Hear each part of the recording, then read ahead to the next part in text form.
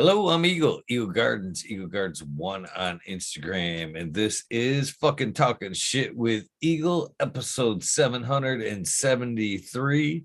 Merry Christmas to all you guys out there. So glad that we could be a part of your holiday. Got amazing guests, returning guests with us. We have Chuck, CAO Craft Farms. How you doing, my friend? Thank you for joining me tonight. Oh, I'm great, Eagle, and I want to thank you for having me again. And I want to wish the entire crowd a very merry, prosperous Christmas, Happy New Year, prosperous New Year. Maybe we'll have a better 2023 than we've had since. I think, I have a good feeling that 23 is going to be a prosperous year. 100%. I believe that in my heart. Well, I hope so. And I hope that it's not necessarily a monetary prosperous that I'm speaking of, but in this instance, but perhaps maybe a prosperous year for the caregivers for the state of Michigan. Maybe a year up, maybe a year back for the people, for the caregiver.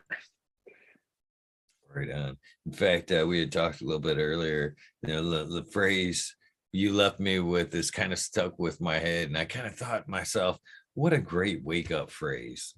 First thing you say to yourself in the morning, when you think up and up, get up and up. And I love it. And I think hopefully you don't mind, but I think I'm going to make that my wake up phrase that hopefully. Well, it is a good phrase. We use it all the time. We also like to use the upward then onward, because if we go upward, if we keep going, we might get tired and slide backwards. So we'd rather go upwards a step at a time, maybe go onward for a while and then upward again. It's just common sense. And I know I'm old, but it's just common sense. One step at a time. And that I guess, that's a good way to take it too, because sometimes, the dream doesn't start out, as planned. Sometimes you have to change things along the way to make the dream become fruition there. So I appreciate it. And even on that subject, sometimes the dream is a culmination of the plan. So you may plan one thing, but throughout that plan, create a dream. I know that's what happened for me. That's very true. I listen to a lot of motivational stuff. I don't know why. I don't necessarily think I need it, but it is, sometimes it's better than a cup of coffee. It really is that mental coffee, I guess. And The Rock is pretty well coded. Dwayne Johnson there, or The Rock. Yeah, I don't know. It depends how you know him there. Mm-hmm. But he talks about, wanting to be an NFL player. And he got recruited to like a Canada league. And he says he broke his leg or his ankle during the first tryouts. And he's quoted as saying, sometimes, the best thing that happens are the things that didn't happen. You know what I mean? Amen. Amen. And you know what? Here to The Rock. Here to Dwayne. Because he's absolutely right. The best thing that ever happened to me was something that didn't happen. How do you argue? How do you argue something that you've lived yourself? It is an amazing thing for sure. Yeah, and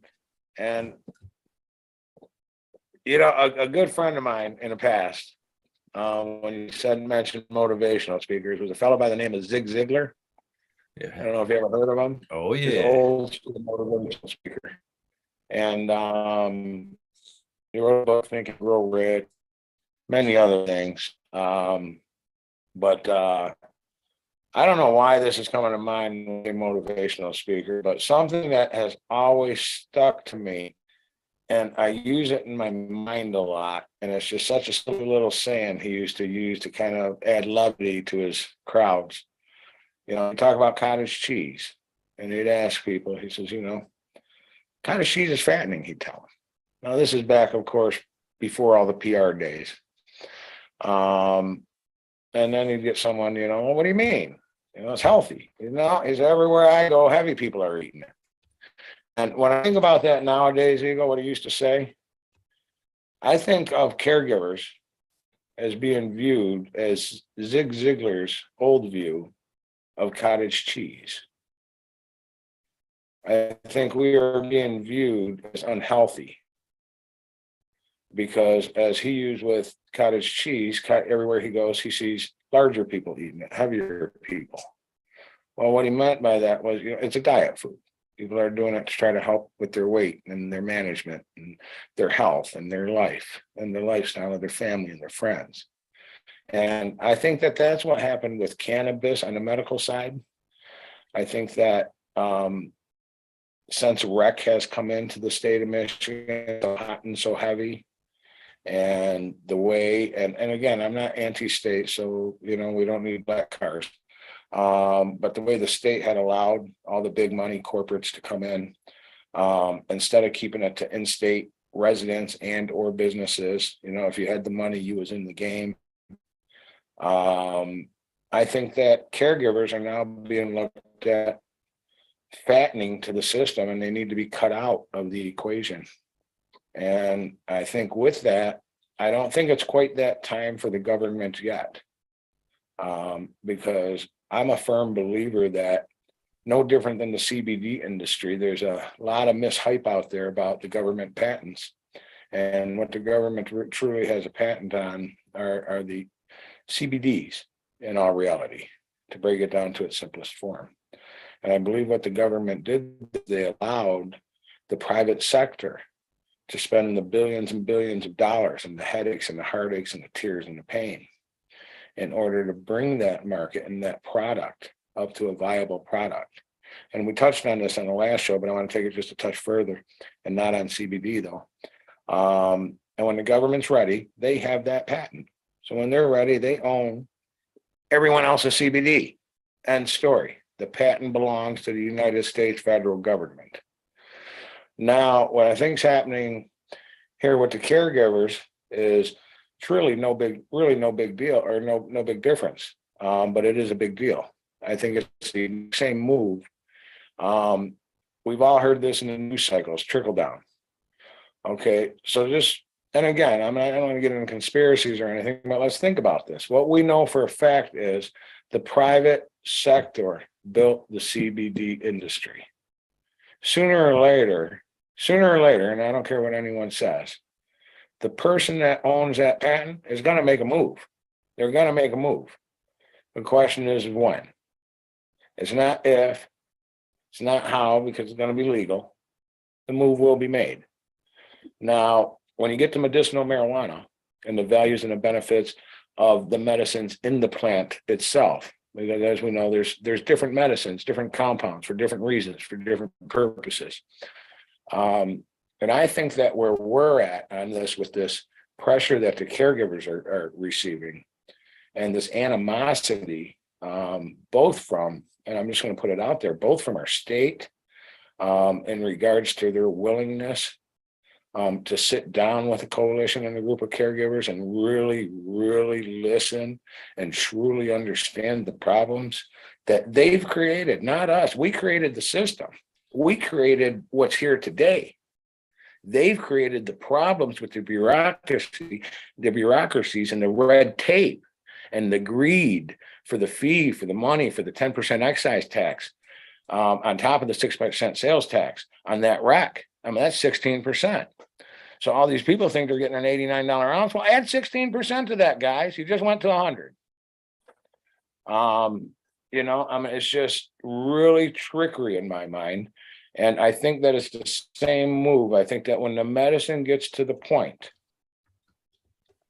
Okay, what we had recently was we had the president sign a bill that says we can research and we can look at marijuana now, but only to a few select companies that pay these exorbitant fees, etc. I believe that's stage one. That's step one. Now they're going to do it. They're going to get all the lucrative contracts with the government when the time comes. Question we need to ask ourselves, guys, is when is that time? When is the government going to be at the point to where they say, okay, it's time to go medical now, because the caregivers and the common citizen has shown us enough and spent enough of their money, their time, their tears, their sweat into bringing the medicine to the value that we don't have to research and develop it, and we just need to verify it now. And I think we're on the same point that CBD was on. I mean, right now you can buy CBD at the local gas station. You can buy it anywhere. But my point to it again is going to be, by law, there's a huge patent infringement going on with CBDs. When is the man going to put the thumb down? And when he does, that's when it's going to switch to the THC marijuana, to the cannabis marijuana, whatever we'd like to call it, it's medications. But what we do know is the federal government sitting here and they're telling us because it's a Schedule I, there's not a lot we can do. Okay, that's what we do know. But what we also know, and again, I don't want anyone to take this wrong, because this isn't about you. And my Lord, if you have this kind of problem, contact me. I'll help you without government help for free. Heroin is a Schedule I. But yet we still spend billions of dollars on that, and government found a way around that. How are we investing taxpayer money on a drug that has no purpose in life, no difference than you're saying cannabis? It's just so half-assed backwards, and excuse my expression. But I really believe, Eagle, that we are on the squeeze to perfect, to master, to do all the R&D, to spend the billions so that the government can come in and take the credit. It sounds about right, to be honest with you. It's sad. It's sad, but you're absolutely right. And I've never really thought about it, but you're right. They do hold the patent on that CBD, but I've never really thought about the aspect of when they're going to drop that hammer and call infringement. And that's crazy, because it seemed like just by the simple act of pulling the patent, they're admitted. You know what I mean? By default, Sure. There's something there. Sure, absolutely. And I'll tell you my guess, and let's put this on air in case it's right. My guess is the minute marijuana hits Schedule II, the hammer gets dropped on CBD. Because now they're going to have another hammer warming up. It's crazy to think, and it's a good point that we are kind of being treated as we're unhealthy to the medical market. Then the state and all the dispos are quick to point out, or say that the meds through the caregiver market are in fact dirty or whatever, and not a quality medicine. And I think it's kind of really sad to say that they think we can't cultivate. It's a plant. We can't cultivate it on a cleanly, level that they do. It's absurd that to say that we can't choose our own strains and a quality medicine in a matter that's more geared towards us. That, you know what I mean? They know So better. that we know, yes, and they don't know better. You're absolutely correct. You walk into that dispensary and you ask about a specific medical issue that you might be looking for some relief upon. And usually your bud tender needs to either Google something or go ask someone, or they'll just point you to something anyways without answering. And I think that that's where we're at. And now, when you think that through, and I think about care and associates and confidants, and I think about the patients that they're helping. And I think about one in particular, and you had an opportunity to speak with him on the telephone today. That man actually goes out of his way to discuss with his patients, these are the viable plants for your medical problem. Which ones would you like me to grow for you? Which ones would you like me to show you how to grow for yourself down the road? If you want to do 2 to see which one works better, let's do 2, but let's make a decision. And he's geared into the medical right from the go. So he wants to verify that there's a true medical need, that because caregivers get played all the time as well. I mean, it's just fact. And that's one of the reasons why we like rolling our patients. Let's teach them how to grow, get them out the door, bring another one in. There's a lot of ill people out there. Let's bring them in. Let's try to help them. Are we going to get rich doing it? No. Heck no, we're probably going to go broke. But you know what? As long as I'm having fun, I don't care. But at the same token, you know, we got to get that. We got to get the people to understand again that, and I'm gonna put several labels on us now, Eagle. Marijuana users, potheads, high-on, stoners, whatever you want to call us, it really don't matter, because you know what? We're too high to give a damn anyways. It just don't matter. There, I'm a pothead. But my point is, guys, we do care probably more than the judgmental person realizes. I'm going to just throw out just a couple of stupid things here, but I know my friend Eagle here, he runs fundraisers to help. And I know that it's because of him, and the story he told me about doing that is just recently for Christmas, CAO Craft Farms was able, through all personal donations, was able to raise $600 in just a little bit over a week, 4 days or something like that. And we were able to bless families with $200 just before the holidays and get them their money. And, you know, so we do care. We have a working on now with CAO Craft Farms to do the same thing for what we're calling a New Year's boost. We're trying to raise $600 from the different people in our community and then bless 3 different families for the new year with a couple $100 a piece to give them a little boost and maybe a little bit of hope.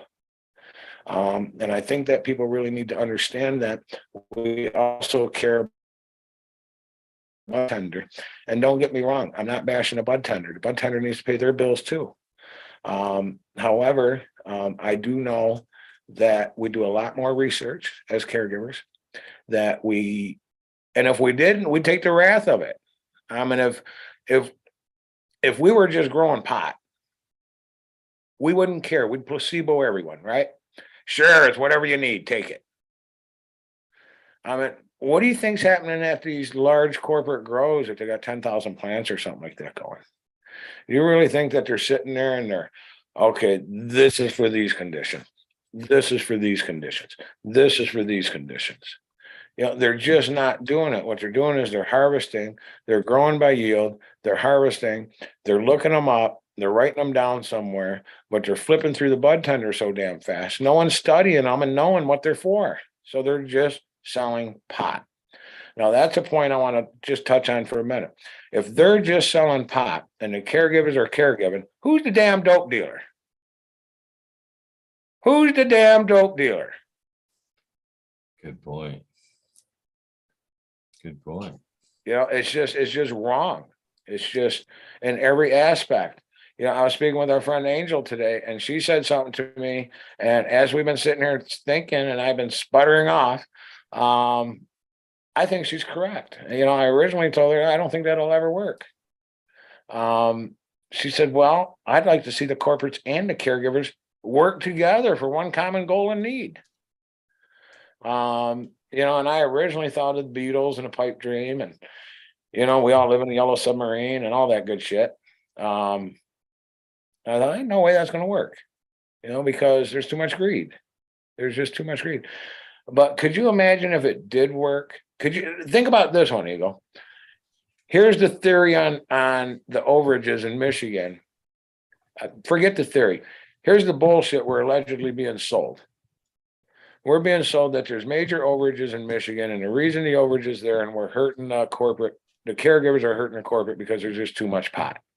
Well, if everyone would just do that much research, guys, that much, very little, you'll see that when the state of Michigan was allowing the caregivers to sell directly to dispensaries, and when I say allowing, that was the wrong word. When the state of Michigan and the dispensaries were required in order to stay in business and have supply for their consumer, for their profit margins, to utilize the caregivers, then they put that stop on it after they issued all them licenses in a brash because they knew that the corporate was just going to grow enough and everything was okay. So the caregivers couldn't sell no more.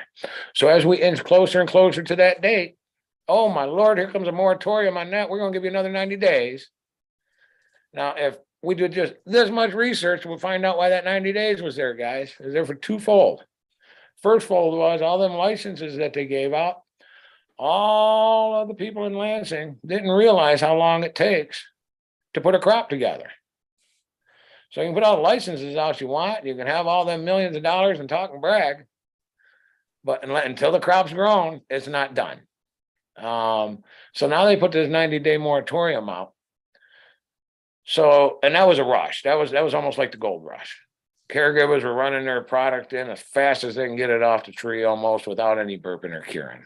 Dispensaries. The thing about it was that gave us hope. That little phase right there made us feel like we were going to be a part of the system or continue to be a part of the system.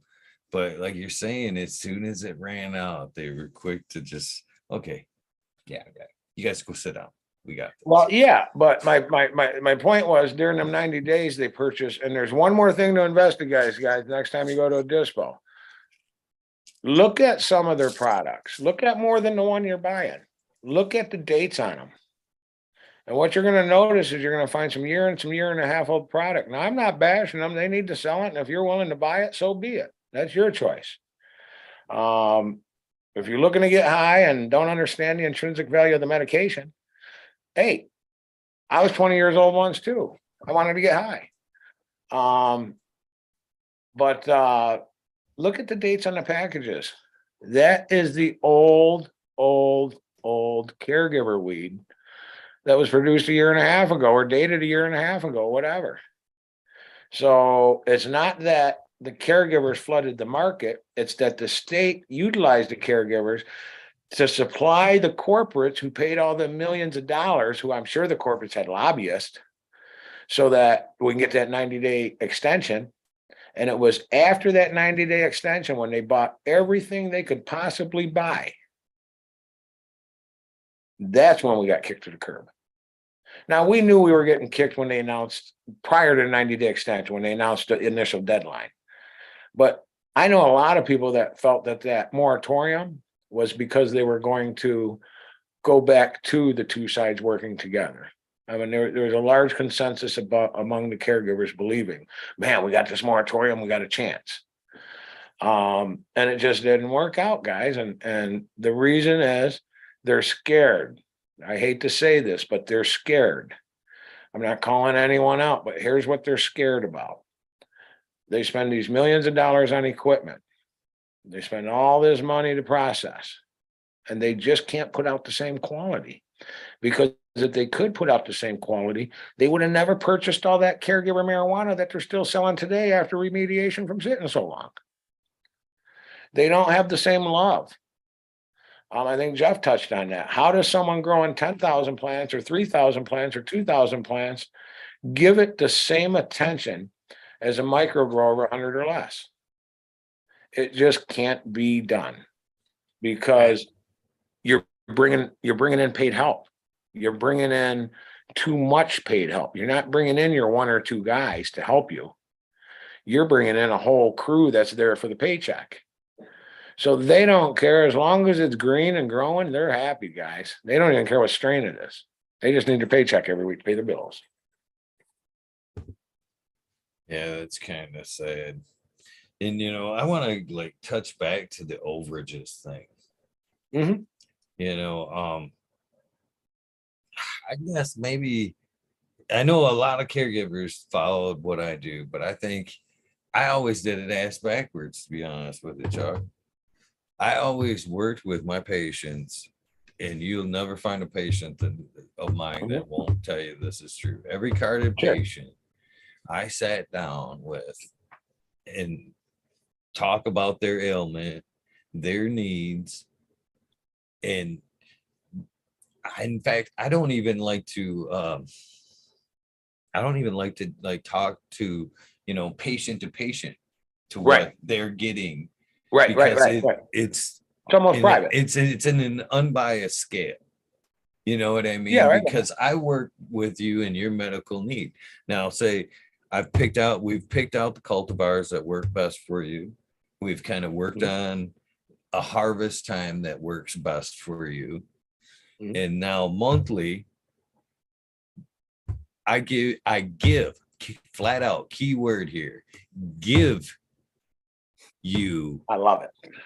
You the amount of medicine that you need per month.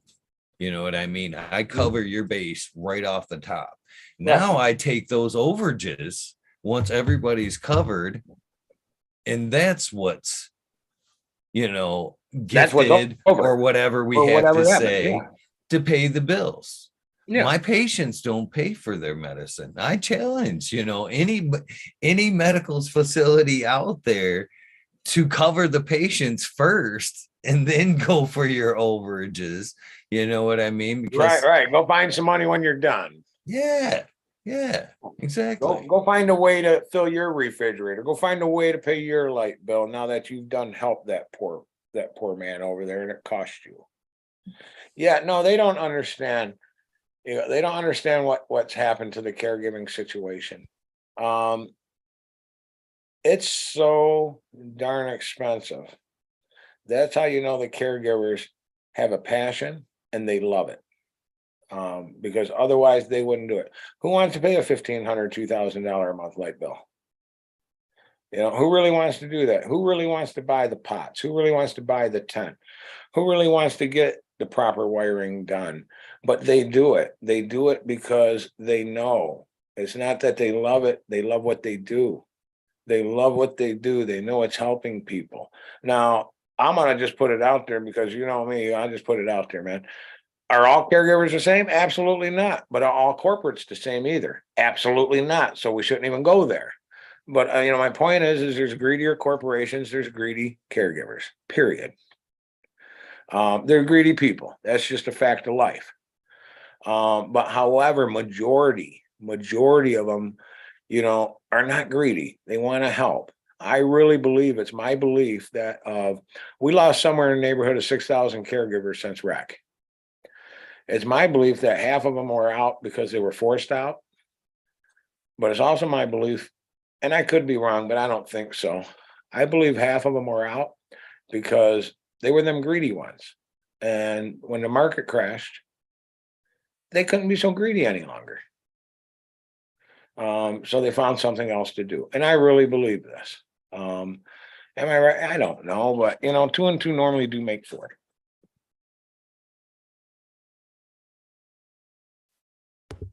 The lucky few that were able to make it through that are now starting to fold up just because the door's shutting on, ways to get rid of those overages after they've given their patients what they need and everything else. Now they have to pay the bills like we were just talking about, and they've closed the avenue, or they're making it harder and harder for the caregiver to make that money so we can keep the door open. That's what I kind of was saying, man. The medical side, the medicine that they're accustomed to, this is like an extinction level event. We've either got to support the caregivers or get them to support the caregivers or teach them to fish. Hopefully they'll take one avenue. Absolutely. Now I agree with that. And I believe that it is on an extinction level event. But I also believe, Eagle, and I do believe this wholeheartedly, that they're never going to stop everyone from caring. People are going to do what they're going to do now because it's built in and it's part of. If I had a choice to help someone save their life, but if I do, I'm going to go to prison for the rest of my life. We'll see you guys later, man. Send me some commissary. I'll send you a letter. I'm going to help that. I'm going to help that poor soul. It's just that simple. I mean, I'm not going to change. They're not going to change me. I've seen too much good. I've been through too much good myself. It's just not going to happen, brother. It's not going to happen. I hate to sound like a cowboy. They used to say, you have my gun when you get this steel out of my cold, dead fingers. Well, you can have my patience when I'm dead. Until then, I'm taking care of them. End story. I love the fact that you just used that reference in like a grow type setting, because I used that along that same phrase a long time ago when I first started growing. I Yeah. literally told my buddy, I was like, now that I've got these lights and learning to grow, they're gonna have to pry them out of my cold dead hands. Right on. Right? You know, they're just, you know, they go, I'm not Barney Badass. And Lord knows I'm old. But I believe, man. I believe in what I do. I believe in everything I do, not just caregiving or cultivating. If I do it, I try to put my heart into it. Otherwise, why do it? Because life is that short, guys. I hate to disappoint you, but it seems like yesterday I was 18 years old and running around in hot rods. And right over there in Eagles neck of the woods, down 55. And you know, it's just we have to not allow it to become an extinction level event. We have to rise up, and of course, let's not go to January 6th and all that BS. We have to rise up and be heard. Now, how are we going to be heard? I did some basic math in my head since we hung the phone up a half hour ago. Here's how we can be heard. If there's 32,000 caregivers, that means there's 32,000 voters right there, right? Okay, so maybe we're approaching this a little bit wrong. Why don't we get more politically involved during the election cycle? Why don't we hit the phones? Why don't we find the people that want to make the change and then vote for the people that want to implement the change on behalf of the people? You know, maybe, and don't get me, I love these events. I love to let our people grow. I love all that stuff. But maybe, if you really think about this, they've been laying down in front of buses in the 60s.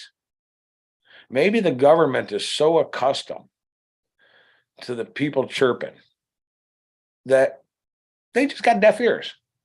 They got deaf ears now. So maybe we got to be heard. And to do that, the only way I really know how in this country is at the polls. I don't want to make this a political show, but it started as a political show. So if we're on an extinction level event as caregivers, let's give them hell on the way out, man. Let's not go down. Let's not shut up. Let's just give them all the hell we can give them. And you know, you are right about the phone calls on multiple event levels. You know, it wasn't about a year ago. I still got the message on my phone here from the senator calling me back. It was, well, not him, somebody from his office, when we were urging everybody. They were trying to take the caregiver rights again back then. And we were like, call, and we put that number everywhere, and it just overwhelmed them. And they had like an automatic caller thing that just called everybody back and said, we quit, we're not doing it anymore, just stop, well, please stop calling. And we have to do this, and we have to make demands, though. You know, we can't just say leave us alone. Well, we need to get it back to where it was.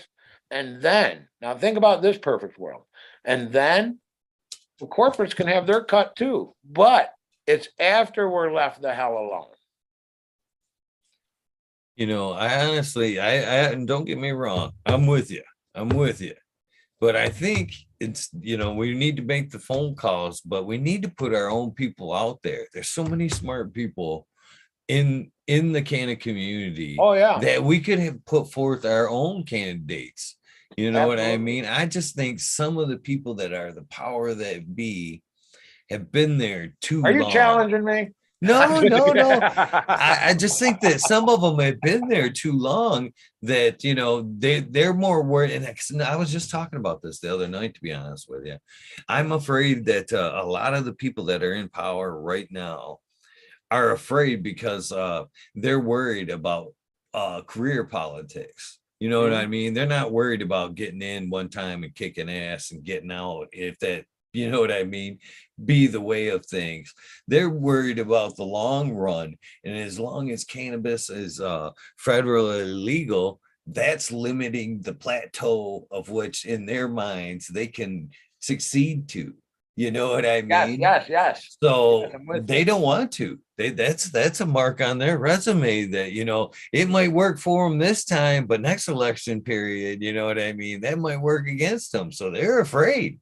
They're afraid. We need to put one of these our own smart people out there that, like I'm saying, don't give a shit if it's one or done. They just want to get in this term and kick your ass and get out. Yeah, no, right on. No, I hear you. Listen up. For anyone that's out there, Eagle and I are sitting here talking, and it just occurred to me that we sound like maybe we're liberal, maybe we're libertarians. And let me tell you something, guys. I'm just going to be straight up. You're looking at one of the hardest right-leaning, and I'm going to say this, although Michigan doesn't recognize it, they recognize NPA, no party affiliation. And I am NPA, but I lean to the right. Now, I do believe that we need balance, and we need a right and a left. Hell, we need a center. But I'm not a liberal, but yet I'm sitting here speaking like one, is my point. Why? Well, how could that be? How could the most conservative centrist you've ever found be speaking like a liberal and saying, let's do it like they did in Malaysia. Let's send out 1 million plants a month and let everybody grow. Let everybody have a shot at it. Why is that? Because I believe people. That was what just gonna say. That just tells me that's to the level of how passionate you are, that you're ready to, like swing. You know what I mean? Because it's that you're that passionate about. I don't want to go into the details again. As you know, I was a pretty sick son of a gun. Now, there's things you don't know about me. I'm not going to go in a whole bunch, just a little bit, but I'm going to tell you, I used to take for a lot of years and believe I was normal. I was sold. I didn't believe it. I was sold that I was normal. Let me rephrase that. I was sold that my life was dependent on taking these medications. Are you ready? This was on a daily basis. 3, and they rotated sometimes once or twice a year, 80 milligram, either Oxycontin or MS Contin. Now, these were all legally prescribed to me. So let me just keep going a minute, and you're really going to understand where I'm going. 240 a month Norco 10s on top of those Oxycontins. 120 Percocet 10s. 90 Valium 10s to help with the muscle relax. 150 milligrams of trazodone to help with sleep. That was after 300 milligrams of Seroquel. Let's not forget the anesthetic that I could take at home by spraying it up my nose in microdoses called Stadol. And let's not forget, before Michigan outlawed it, I was dropping that liquid morphine IR immediate release as needed for breakthrough after all them other medications. And let's not forget the fine and dandy, the 100 microgram fentanyl patch on my arm. All of this at one time. This went on for years, legally prescribed. I worked for years like that, I went to work on Sunday night and I came home on Saturday night, seen my wife and my children, went back to work on Sunday night. And I thought I was normal, brother. I thought that was normal shit. And you know what it did? Tore my guts out. My guts talk to me. I've got ulcers from hell. And that's all it did to me. But when I did the oil, I never looked back. It's not like that anymore. How can your body even stand a chance when it's defending itself against all that? Your liver's working all overtime to pull all that shit back out of your On blood. top of that, over 8 years, I've had surgery like 100 times. So now I've got all that anesthetic in my body as well. And I know that just played havoc on me. I should have got in on that OxyContin suit. There's record after record of you know, insurance companies wanting to know, how come he's getting so many? You know, he's supposed to get no more than 2 a day. He's getting 3 a day. So I mean, there's definite record of all this, and it was medical abuse, guys. This was the medical system. I had good insurance. This was the medical system getting paid. And there was more than that, Eagle. There was a Voltaren gel when it was prescription only up until last year. There was Lidoderm patches, 90 a month at $1,100. There was just so much. I'll bet you they were spending $5, $7, $10, $12,000 a month for years. For years. Why?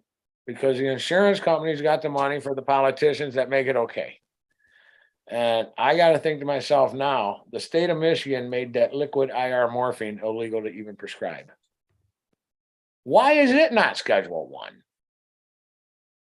Why are they still making money on it in other places in hospital settings? If you can't prescribe it for medical use to the person, it's got no medical value to them. You know what I'm saying? I mean, it's so half-assed backwards that if you've got the money, and if you're 100% pro-politician, and what I mean by that is you got the lobbyist or the firm to send them that check every 6 months. Hey, listen, if the caregivers wanted to get together and build a coalition, here's what I would suggest. Let's build a financial coalition together. Let's create our own lobbyist. Let's create our own lobbyist. I don't care if that politician takes $200 or $2 million. I don't care if they're allowing themselves to be lobbied. Let's lobby them. Let's lobby them and get it done. There's 36,000 caregivers. Do the math on $100 a head.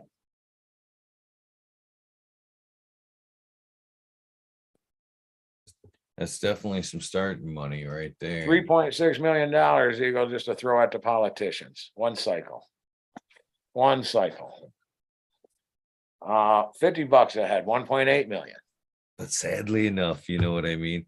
Sadly enough, we're going back to something that we talked about earlier.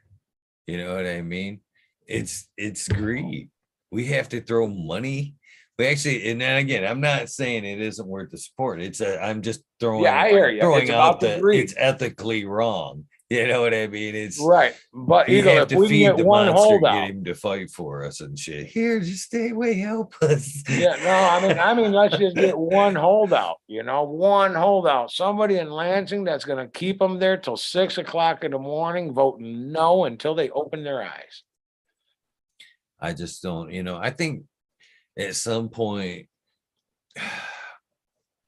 people need to understand how the medicines that they're taking affect them and work.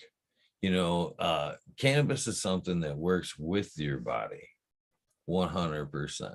Your body has receptors to receive the medicine. A lot of these other drugs that are being prescribed to you aren't necessarily working with your body. They're actually triggers. Irritants. You're covering one. Yeah. They're trying to get your body to stimulate and produce things. You know what I mean? They're making it mad so your body actually does something. And a lot of the times it's only working long enough to why the poison's staying in the body. You know what I mean? It's working it to get the fuck out of my system. That's what it is. That's how it's working. Or if the body's saying that too loud, the doctor says, here, you just need this other medicine. And now that I'm going to give you this other medicine, you might get an upset stomach. So you better take this medicine as well.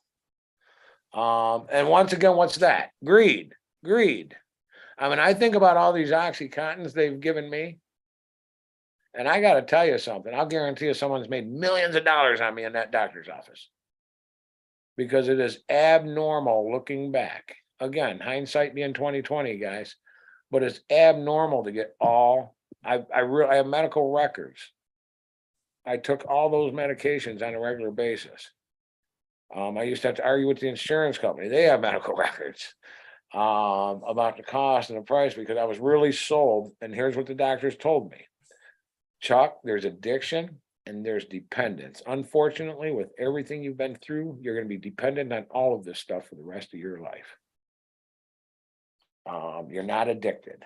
And that's how they sold me I was normal. Imagine how many other are sold. Yeah, terrible. Terrible. But to get back to the plant, you're right. Now, our body has all these receptors. Here's what we know. Here's what's statistical fact.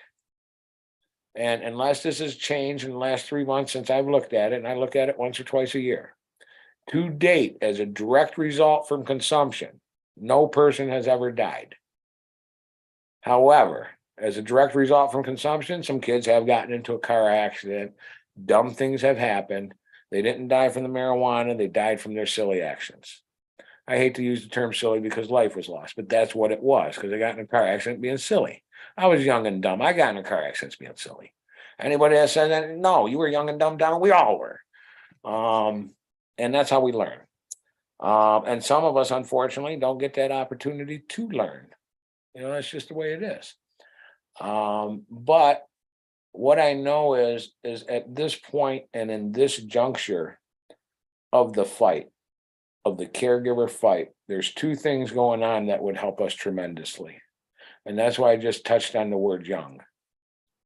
I think that if more and more young folks would maybe, when I say young, I'm not talking kids, you know, I'm talking your 20s, your 30s, your average dispensary goer would maybe talk to a caregiver, maybe have a conversation with a caregiver, and think about at that time when they're speaking to that caregiver, think about the last conversation you had with the person at the dispo.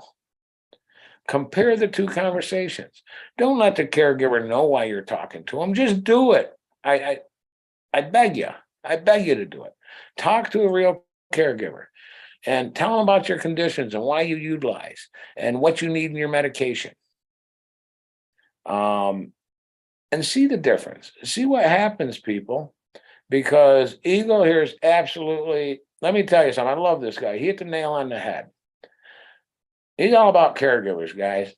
And I'm not saying ego's anti-corporate. I think ego's more of a, hey, there's room for all if we can make it work properly the way it should work.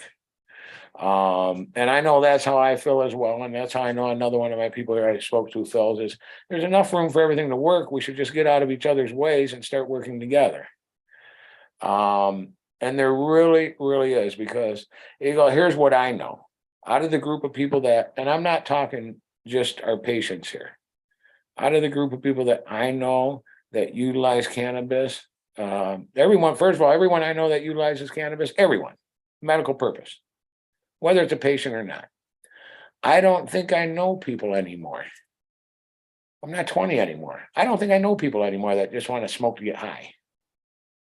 I think people want to smoke to relax, to ease pain, take swelling down, make themselves feel better, uplift, recharge, whatever the case may be. No different than going to GNC and buying some fake speed so that you feel a little better.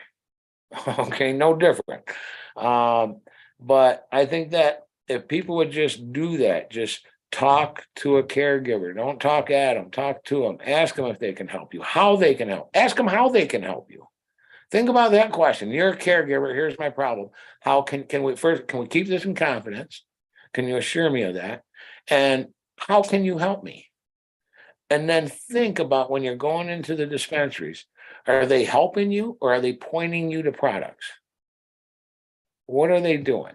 And then they're telling you which one they like best. Now think about that line for a minute. Personally, I like this one best.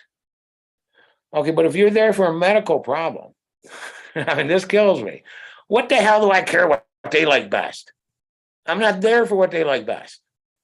And usually it's the more pricey product, guys. That's the one they like best. If that's not trained, that's like the special at the restaurant. You know, that's the most profitable dish of the day. And our special is. And that's the same thing happening in the dispensary. I had a daughter worked in a dispensary for a long time.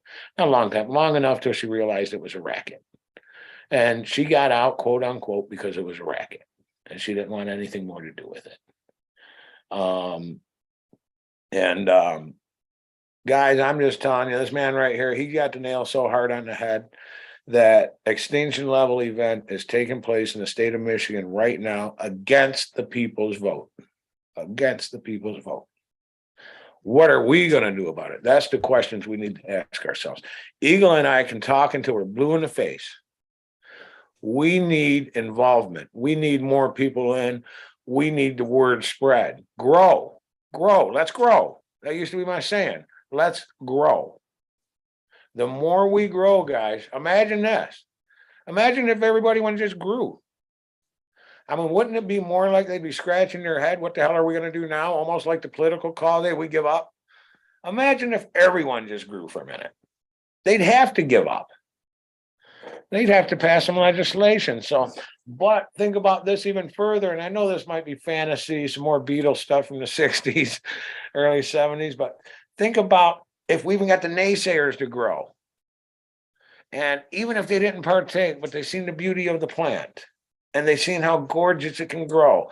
And if you take care of it and manicure it, what a pretty little yard ornament you could have.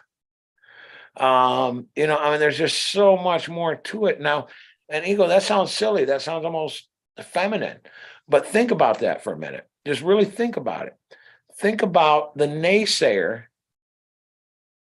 having plants in their yard because they're beautiful. And we'll really think about that one. That's a complete different angle on the view. You know, that's grow. Grow, people, grow, please. I agree. You know, I was just talking with somebody last night, SoCal, friend of the show, 100%. He was talking about the same thing we're talking about. Gave a friend a plant last season and just fell in love with it. You know what I mean? And that's one thing. This is a kind of a fun. I don't take it for what it's worth. You know, some people would almost call it almost conniving because I have a plan already in place here. But I like the idea of spreading clones around because most people have a decent thread somewhere. You know what I mean? Yes. And it's only human nature to want to help. So if you pass somebody a clone, you know what I mean? It's hard for somebody to just sit there and watch it die. You know what I mean? No, I hear you. So as it draws them in, you know what I mean? You know, it's only going to take one cycle for them to, you know, want to jump back in and go, wow, you know, I didn't think I'd enjoy it, but man, I'm glad you gave me that. You know what I mean? Yeah, I think one of the biggest problems we had with rec and what scared a lot of people away was I think a lot of people went into rec on year one too hard, too heavy, spent too much income, lost too much, maybe lost their entire crops, whatever matter, whether it be, you know, mites or mold or whatever. I mean, even if you're thinking about last year, and this is what's really getting me, this right here, Eagle, I mean, this is where our state politicians really take us for fools. Last year, listen, the state of Michigan has a lot of indoor pot grown. The state of Michigan also has more outdoor pot grown than indoor pot grown, whether that be hoop house or field. Some of the best medicine I've ever had come from the outside, sun grown, all natural, sun grown, period. I'm not knocking, I'm just saying some of the best I've had. I've had good of all ways. But with that being said, why can't people just give it a whirl on 2 or 3 plants at a time? Why do they got to think, oh my Lord, it's legal, we can have X amount of plants? And they're not thinking that at the end of every payday, they only got $200 left for the week anyway. You know, and if they reduce that, they can make some more beautiful plants. Now, my point about last year and these overages I want to get back to is last year is one of the wettest years on record in a long time. Last year, I know whole harvests in hoop and outdoor that were totally obliterated to mold, mildew, and rot. Entire harvest. So can these overages really be coming from the caregiver market? Now, as you go across the state and speak about last year's crop on the outdoors and the hoops, what you're going to notice is, I'm going to say 90% of the folks last year, due to the moisture content we had, fought mold, mildew, and rot. And a lot of folks lost their crops, or a good portion of their crops. So please, someone from the state, tell me where the hell these overages are really coming from.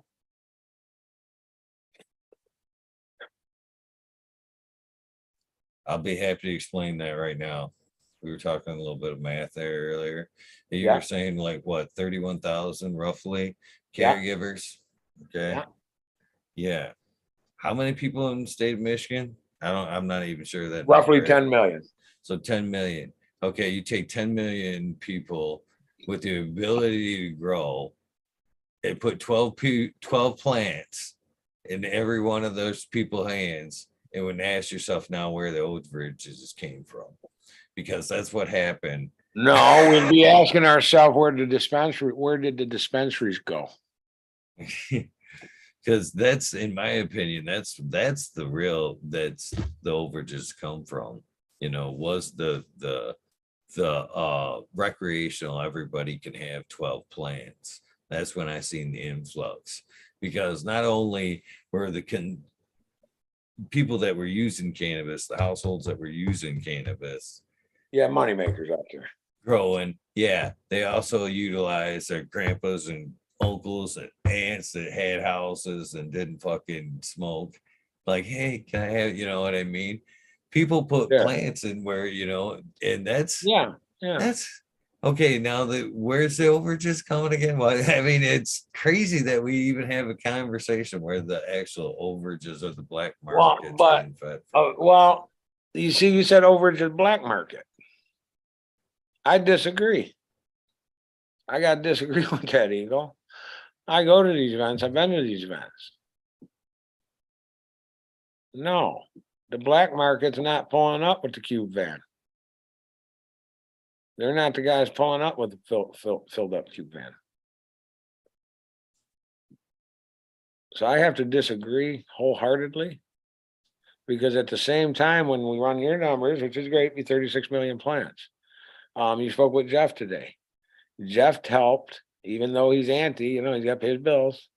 He helped on a 10,000 plant operation this year, commercial operation. 10,000 in one operation. And I think, here's what I think, Eagle. We can talk about the overages all we want. And Lord knows, I had some Apollo 10 that was a little loose a week ago. We acclimated it. I didn't grow. It was given to me for my birthday. And now it's real nice and tight. My point is most people that are growing 12 at grandma's, 12 at uncles, 12 at brothers, 12 at home might have their 12 in a tent, but those other ones are outdoors. And that bud's just not tightening up. That flower's just not there to be considered these overages that we're seeing. These overages that I'm personally witnessing are thousands of pounds of HED and LED. And you can tell the difference between the two. Flower that's not coming from our rec grower. Maybe 2%. It's just hard to believe. I believe we're being flooded from out of state. I believe that we've got semi trucks coming in regularly. I know that I see a lot of CA bags, like we spoke about on the last show. But again, those could just be Michigan growers buying CA bags, or we could be getting a lot of that.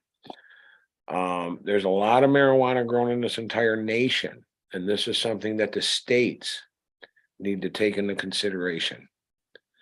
I'm going to give you an example. You know this. Oklahoma's off the hook, out of control. Out of control. They were just way too lax, made it way too easy. It went way too big, way too fast. there's claims that they're producing 90 times more than they could possibly move in the state of Oklahoma. 90 times.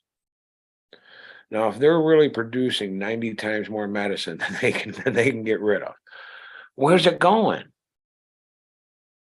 Where's it going? Now, here's what I know about Michigan. We're accepting folk. Okay. And I don't mean on cannabis in general. I mean, we're accepting folk. I mean, a Michigander, they're either going to accept you or they're going to take it the hell out of here. One of the two. And I think that when that product rolls in, that greed is flashing in someone's eyes and they're accepting. And they're seeing, man, if I can drop this 5,000 pounds, I only need to make $300 of profit to make me some money. And that's where I think the overages are coming from. That's where I think the states. See, here's another big issue we have that people are not putting together yet. Until we're on Schedule 2, and I don't know, like I said, I'm just going to say it out like it is. It's going to be a clusterfuck across the country. Okay, we're never going to get cooperation between states because there's no cooperation with the Fed. Now, if there's no cooperation with the Fed, why should we have cooperation with the states? Because it's really something that there should be federal oversight on versus having maybe, and I'm going to give you an example. California cooperate with Michigan. California cooperate with New York. It just doesn't make a whole lot of sense to me in any fashion. But the states are also aware of who's off the hook. California knows what's being grown out there. They know it's leaving the state. They're not fools. None of them are fools. One thing I know about Michigan is this, is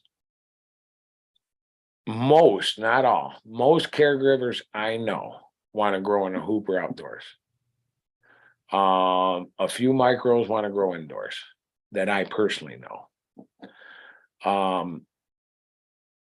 Reason being is they have children, they have a mortgage payment, they have this, they have that, and they don't have the thousands of dollars to run that indoor operation every month. And with that said, I got to go right back to the whole country screwed up on this. There's so much pot in this country right now. There's so much that I have to go back to. I'm not going to do anything. Listen, I just know, like in Oklahoma, I was reading an article the other day, one person had 20 some grows. One person's family had a total of 112 commercial grow operations in Oklahoma. The family had 121 operations. How did the state not know they were the family? Why was that family given the monopoly? Why were they given the ability to grow more marijuana than they can possibly move within the state of Oklahoma to the dispensaries? And what did the state do to curb any of that on the commercial operations that are growing so much that their pot's old? It's old because they got so much quantity. What are the states doing to regulate these kind of things instead of just throwing a fancy bow tie at us called metrics? Because that's just a ribbon to me. That's nothing more than a ribbon. Because, and I don't mean this in any harm way, I know for a fact CAO Craft Farm, I'll take that smoke over any smoke because I know it's cleaner, I know what's in it. But I also know with many of the other caregivers that I know, I will take their medicine anytime over any dispensary medicine because I know how they handle it and what they do to it. We talked about this a little earlier about the dirtiness, that caregiver weed's dirty, not clean. It's got disease. It's going to come back with bacteria, this, that, and the other thing. Now, that only even came to light after the caregivers sold marijuana by law to the dispensaries. And then it shipped through so many hands on the way to testing. And it shifted through so many processes or was put in this drawer or that drawer or this box. And I think that's just truly an unfair, uneducated uneducated, forget unfair. I think that is an uneducated light to say that because the chain of command from caregiver to point of test might have changed 6 or 7 times, that the caregiver is responsible. That's ridiculous. It's absolutely ridiculous.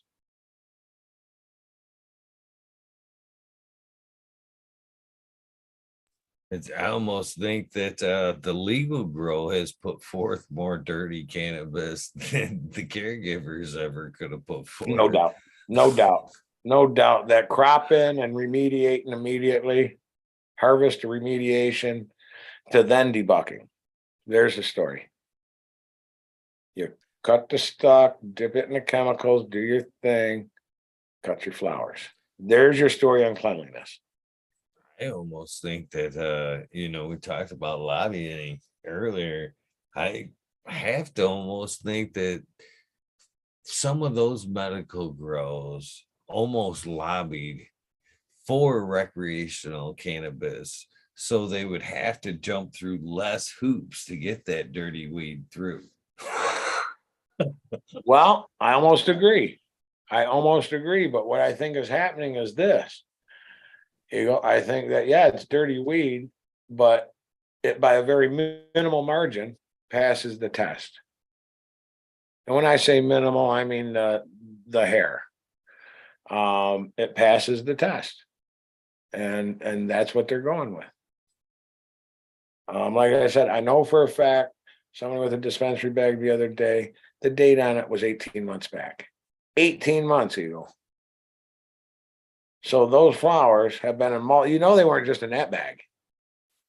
They've been touched up, freshened up, remediated, put back in the bags, restocked. I mean, that's just some old used up medicine that's already started. And to me, I'm grateful for it, but other people aren't. It's already started decarboxylation, guys. Naturally. What do you want that for? You took your taste away that you went to the dispo to get anyways. What the hell you want that for? If you want Kool-Aid, I can sell you some of that.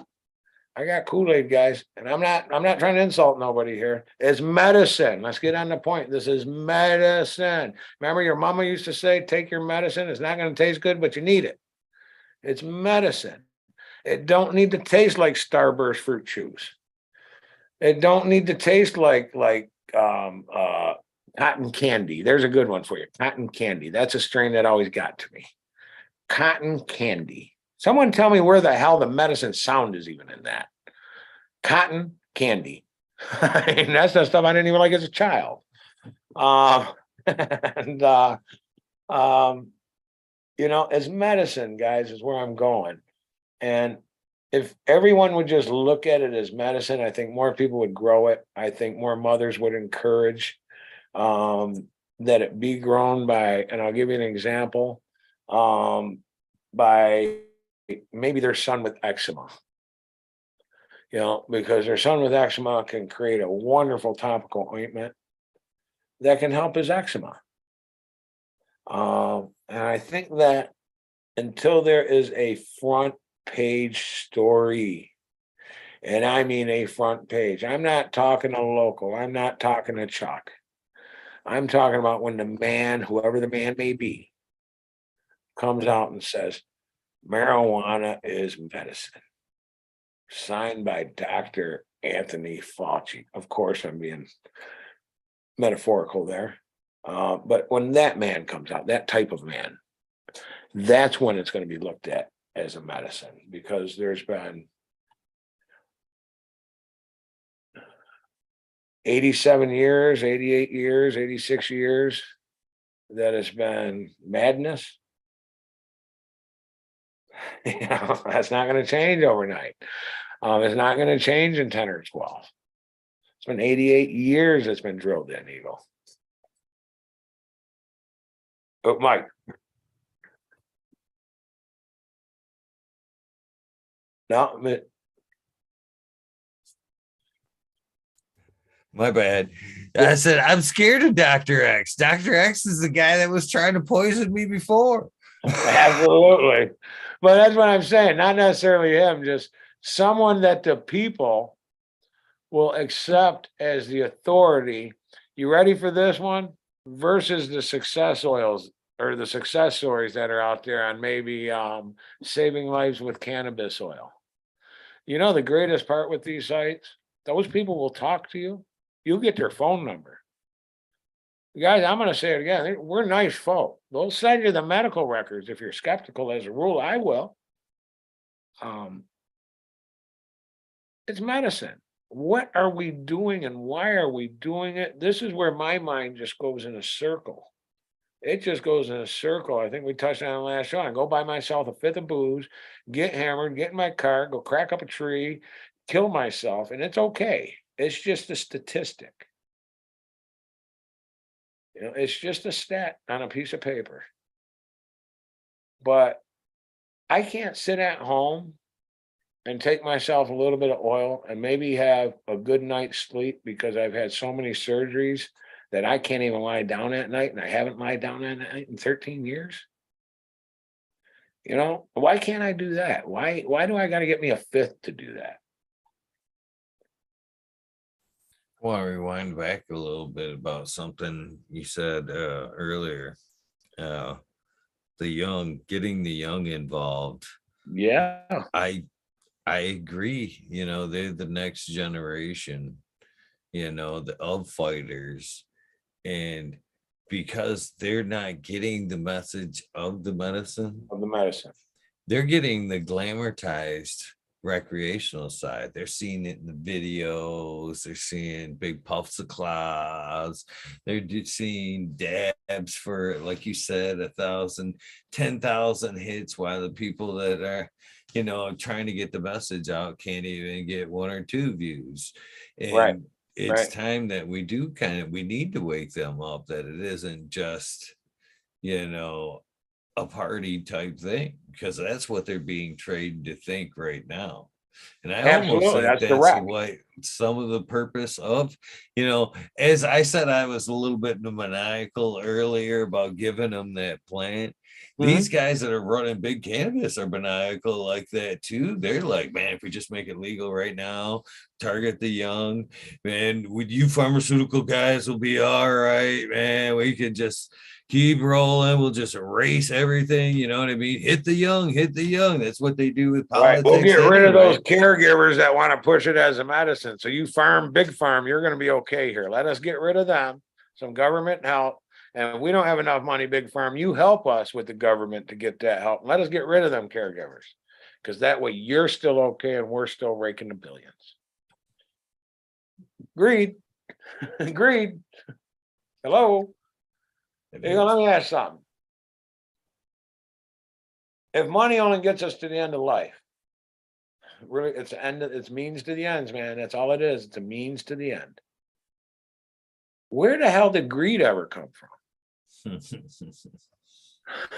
That's, you know, that's a funny thing there too, is because it wasn't that way in the beginning. You know what I mean? We were supposed to live and enjoy life and let nature take its course. Yes. The dollar value itself created greed. And it's pretty sad to see. And this is one of the things why, again, why you teach people to fish, why I did why are the things I do. You know, I don't, you know, life has treated me pretty crazy throughout, but man, my appreciation for money, it's just a tool that you need to get by these days. So the money that we make, or the people that use their life for that dollar, see, they haven't realized they can't take that with them. They can't take that material stuff with them. Right. But if you do good things and gratitude is expressed, you know what I mean? Amen. That's the kind of thing that feeds your soul. What are you going to take with you? Your soul's going to the next part. So which one are you going to concentrate? The shit that you can't take with you and leave behind? Or are you going to feed your soul? Amen, brother. I'm with you. Make you stronger for the next phase. Yeah, I'm with you. I'm with you. It's it's gotten to the point that corporate America, outside of cannabis, has taken control so hard at this point, and they truly have, because let's really put this into perspective. A front page merger, and let me try to give you the year here, and I could be off a year or two, but I'm going to guess 83. Front page national business merger was AT&T and Michigan Bell, $1.1 million. That was the purchase for the merger. 1.1 million. 1.1 million. Not 1 billion, not 700 million. So again, yeah, I'm with you. Time has evolved. You know, my grandfather once told me, he apologized over and over for this. So when I say once told me, he told it to me many times, but I remember the first time he ever said this, it really stuck to my head. Was he apologized? He said, I really feel bad for you guys. And I said, why? He said, because I'll be dead. I said, okay. He says, well, he said, after World War II, he said, America was great. He said, no one could mess with us. He says, then we came in, we snuck that GI Bill in, right? He says, then we came in and we snuck in Social Security. He says, what do you think was really happening there? He says, America was great, so there is no reason for any citizen to look at the government official. He says, then came the GI Bill.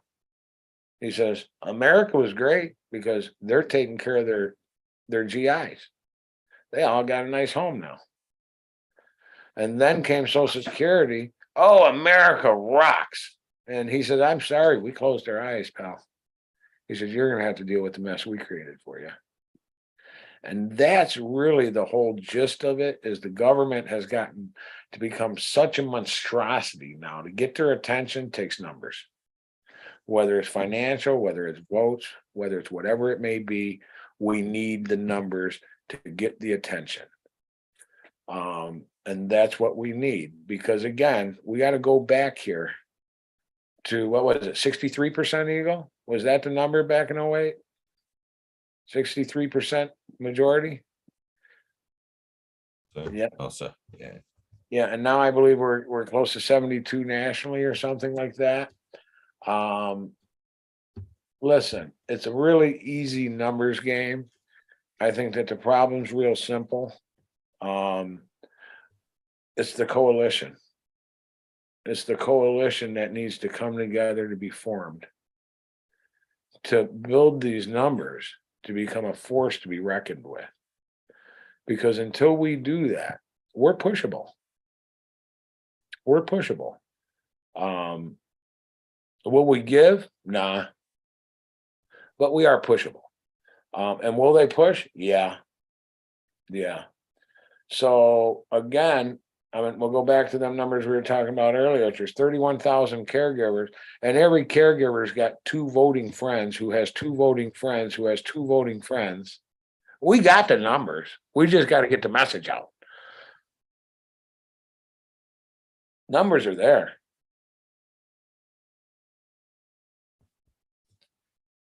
I agree. We just need the key players that are putting the, the proper wording in the legislation that's going to help us. Now, the wording is the key. However, let me ask you this. You say the proper wording in the legislation. Now, I'm a caregiver, but as you know, I've been ill for a lot of years, so maybe I missed something here. Now, I know with law, the way the state can get around a majority vote is they can allocate money for a study to find out the positive or the negative effect of that vote. Now, once they use taxpayer dollars for a study to figure out the positive or negative or whatever it is they're studying with those taxpayers' dollars, did you know that majority vote don't count anymore? No, I didn't know that. It don't count, not in the state of Michigan. You're familiar with the no fault change in our insurance? Somewhat. Okay, well, the no fault was brought to the people twice. It was brought to people whenever, back in the 72, whatever it was. And then it was brought to them again in the 80s. Overwhelmingly, 70-some% both times. Leave us alone. We'll pay extra. We've got the best in the country because we voted for the best in the country. Of course, then comes all the skewing of the numbers. But the point is, it was majority. The state of Michigan spent $50,000 on a study on the impacts of no fault. Took the majority out of there. They only needed a simple win. It's just that simple in Lansing. I mean, it's all trickery. Come on, man. Look, it's 2022. We've all been tricked. End story. Well, that's it. That is exactly why I said what I said, the proper wording. Yeah, the word. There is a lot of sleight of hand in legalese, if you will. And I thought we were hit from the beginning. When we all got our cards in the state of Michigan, couldn't gonna track us and arrest us. Couldn't even put the right marijuana word in there. I'm like, oh, the H, right? This is a trick. They're gonna come in and fucking take everything and tell me that I wasn't, I'm not licensed to grow marijuana. I'm licensed to grow this weird, probably offshoot that nobody even knows about. It's probably some goofy weed or that's funny shit. That's funny right there. That's funny shit. That is funny shit. I've looked it up. I can't find it. That's good. No, I remember way back when. I hear you, because I remember that being my question as well. When I dug way into it, and I don't remember the answer. But they had some silly kind of answer that the state of Michigan was going to use it so that it was recognized within the state of Michigan or something like that. That they were going to go off the common spelling. And it was just that silly. It sounds like they're afraid of the big guy too, because they're like, no, if we spell it right, then we're going to be in trouble with the big guy. Very well could be, but I really don't think about that. And I touched on this too. And this goes back to the point I was making about the CBDs and the THC. If I'm correct, and there's a very good possibility I'm wrong, but I don't think so. When those CBDs and that marijuana, as we were talking about, are ready for development, we're going to say. This is what I was talking about. When they're ready for development, Eagle, that's when we're hit. That's when they're hit. That's when we can expect the Gestapo to come swinging in. And I believe this. I've wholeheartedly believed this. I've preached this now for 5 years. Eagle, I worked with an attorney for 28 years. I've done a lot of research on this matter. Numbers, guys, we need your help. We got to have your help. We need your help. We need the numbers. Get with Eagle here. Get with me at CAO Craft Farmz with a Z on Facebook. Go to the private group. They're both mine, but just go to the private one. It's easier. Get with Eagle here. We need your help. We need every caregiver we can get talking about the value of the medicine, the mistakes the politicians are making, why they're making them. Maybe share some stories. Let the politicians hear it. What's happening out here in the world? Because right now, you want to know what they're hearing? They're hearing at their meetings the police reports.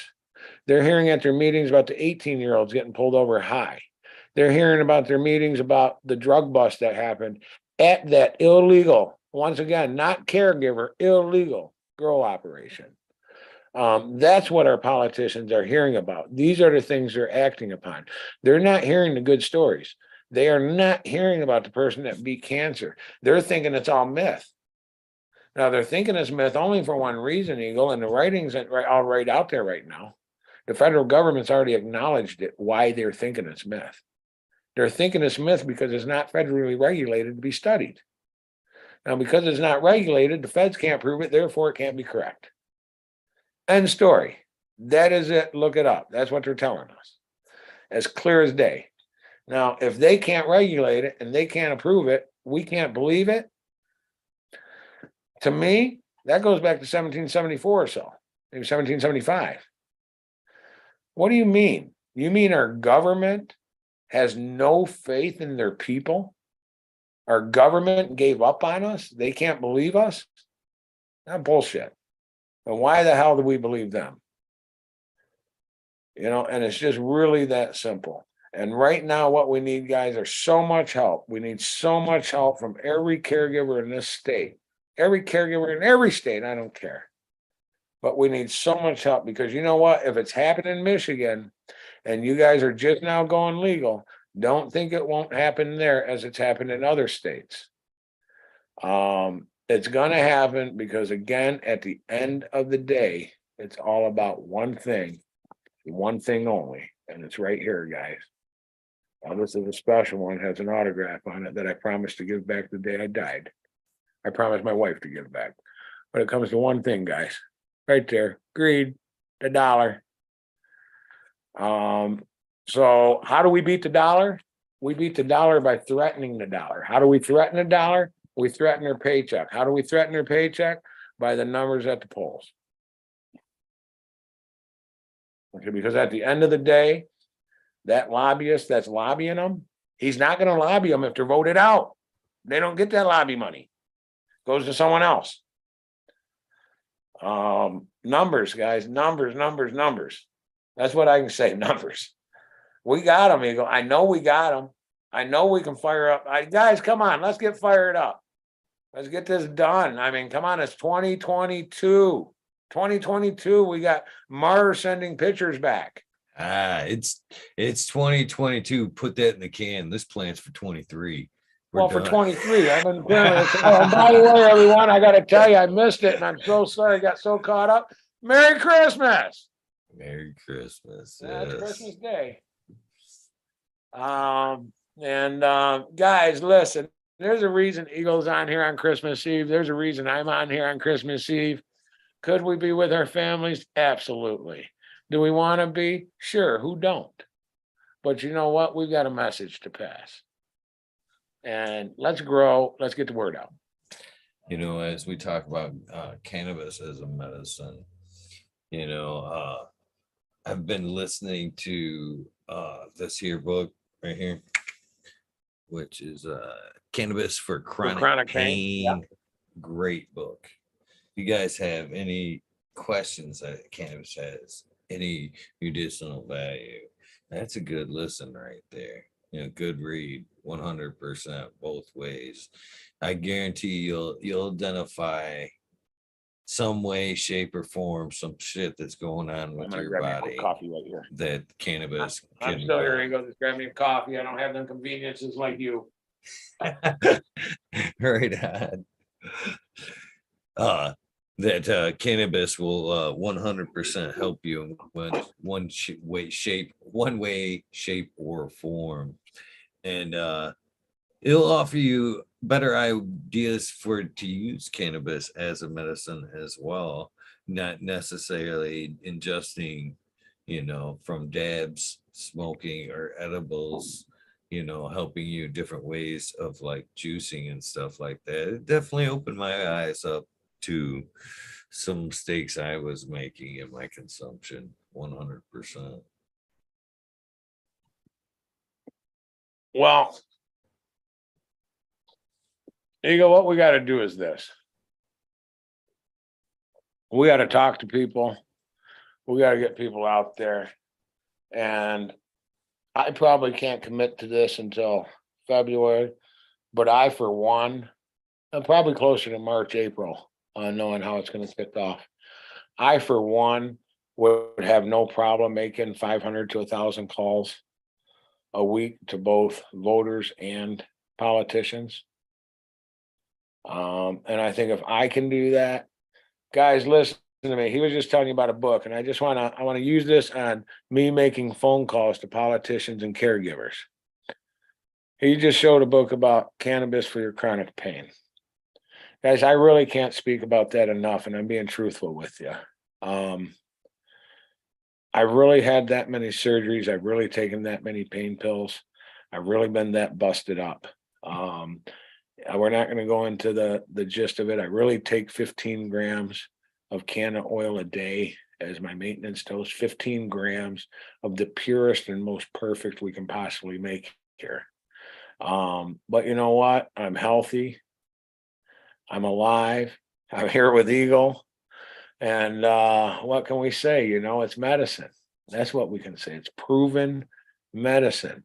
Now, the naysayers will tell you it's not proven. You know why it's not proven? Because Chuck said it. So it's not proven. The guy that proved it said it. So it's not proven. The other 10,000 people that proved it said it. It's not proven. There's medical records that prove it, but it's not proven. I mean, when a person gets cancer and they don't take chemotherapy and they don't take radiation, and their medical records say that they've chosen to go with marijuana as their treatment, isn't that proof enough? Isn't that proof enough, guys? You know, so let's get on the boat here and everybody start sharing their stories, sharing their experiences. I don't care if it alleviates a headache. Because you know what? Headaches cause loss of work. Loss of work cause loss of income. Loss of income cause loss of clothing for your children. I don't care how you look at it. You can look at it many, many different ways. The fact is it's medicine and it's helping things. If you're using it as an ointment, we make a beautiful 3,200 milligram ointment that just clears eczema up so fast, it's crazy. We're getting current reports of it literally killing massive tumor cells. Literally smothering them, killing them. Pictures, I mean, the proof that they say we don't have. You know, the patients we help, but we don't have proof. Well, we don't have proof because we don't have a white lab coat. Well, let's get a bunch of white lab coats, guys. Let's get our name on them. Let's just spell doctor with a K. That way we're not impersonating anyone. You know, maybe they'll take us more serious. I don't know what else to say. We need a suit and a tie. What do we need? I mean, other than that, we're just a bunch of damn liars, Eagle.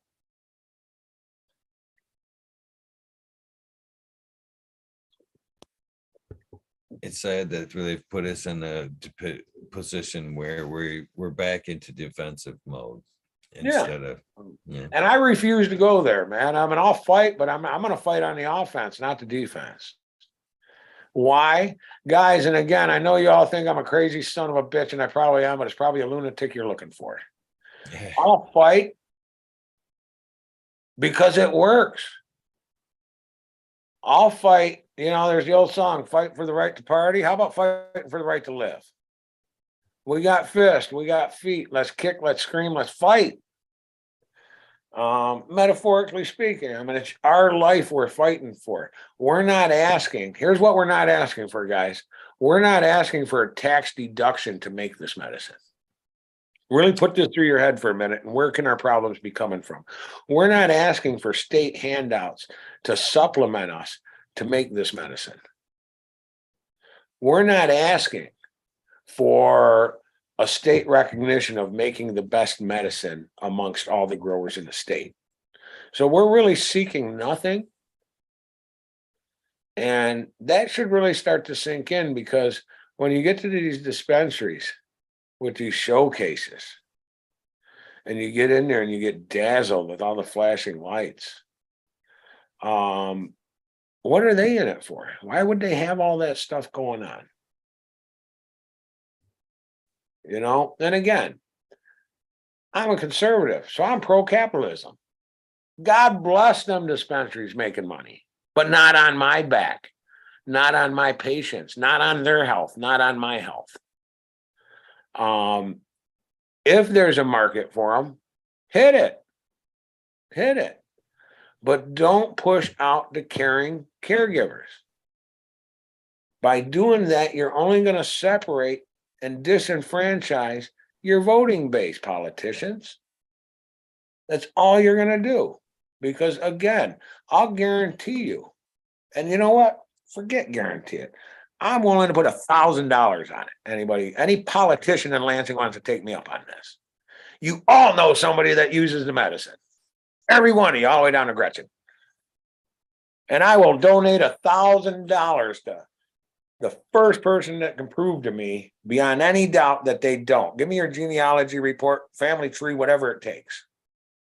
And I'll donate $1,000 to the American Cancer Society in your name. Because again, it's medicine and they know it and they're being hypocritical. And I believe this wholeheartedly. Wholeheartedly.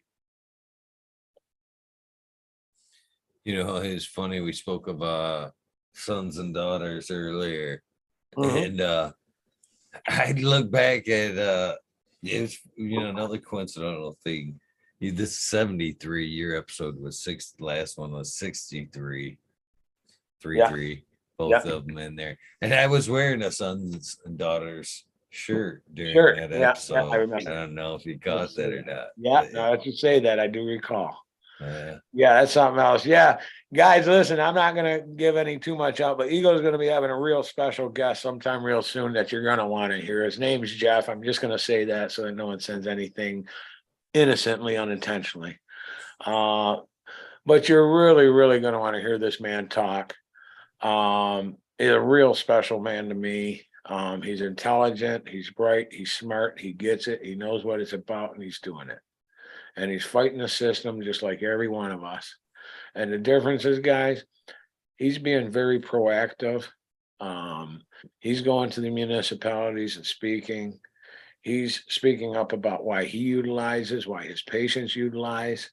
Not in detail, because again, as Ego said, and we're the same way, our patients' rights are very, very protected.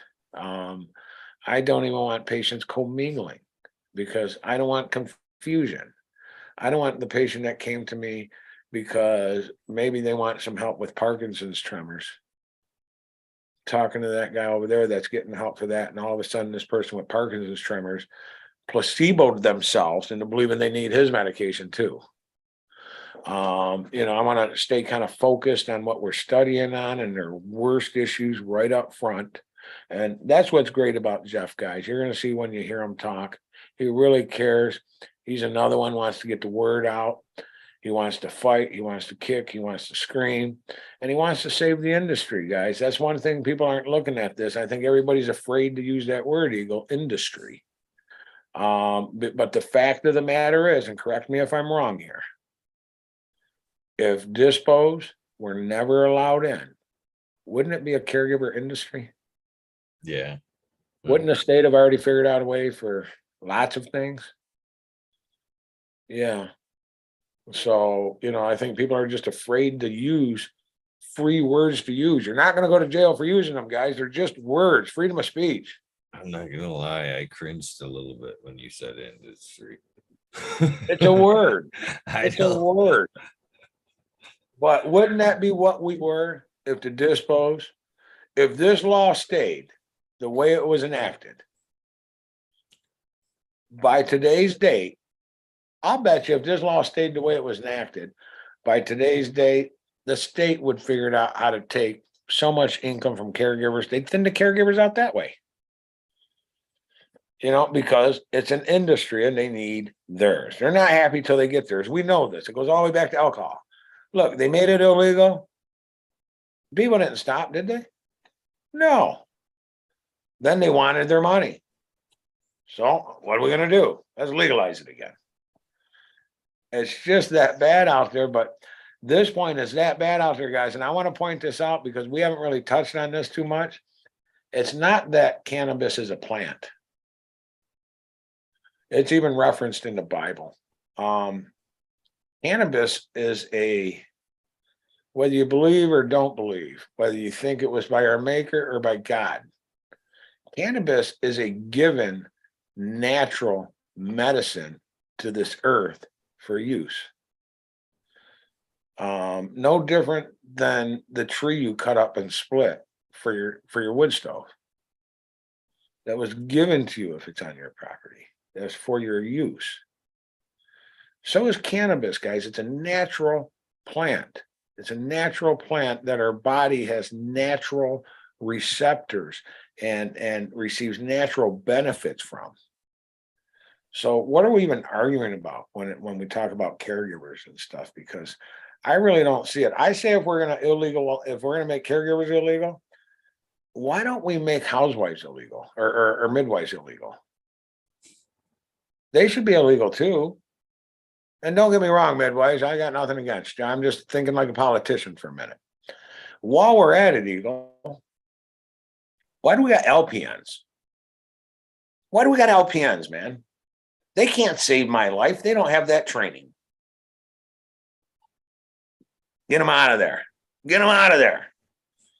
I mean, this is the mentality they're using, but they're using it against us without the knowledge that I just said. Now, can an LPN save my life? Yes. Are they trained to save my life? Are they trained to do a heart procedure? Are they trained to help me when I do a heart attack? Well, they're maybe. How about a CNA? You see where I'm going? Get them out of there. We don't need a CNA to take the trash out. Get them out of there. We need a half-paid janitor. And I'm not being funny. I'm just trying to make a point. This is medicine. And please stop it, people. Vote smart, write proper legislation, and do what you were hired/elected to do. Honor the legislation that we, the people, voted for. End story. And until we get that in, until we get that through, what has to happen? One politician, I believe this. I believe that if we can break one hard-nosed politician, that hard-nosed politician is going to do the job for us. And God forbid, but maybe someone's family going to get sick and get helped by cannabis, and they're going to believe in life. That's all I can come up with.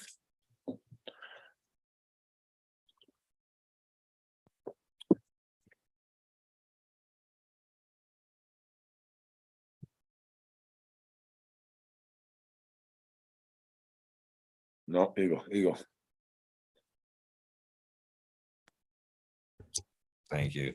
That'll only happen until one of the people that these hard-nosed politicians, you know what I mean, that cannabis saves their wives, their daughters, their granddaughter, whatever. It's going to come to that before they actually get a leg in the fight for us, I think. Well, Eagle, I know I'm an eternal optimist, but I'm going to do it again. Calling all caregivers. Send Eagle an email. Let's get the word out.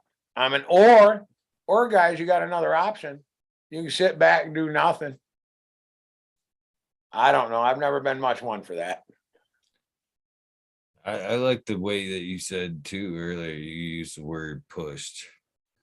You sit back and do nothing, and they're going to push us back and back. They're going to push us right into the corner until there's absolutely nothing left. They're going to push us into one plan a cycle per person, period, per household. Right now, they're already walking by doing it as the in full bully style.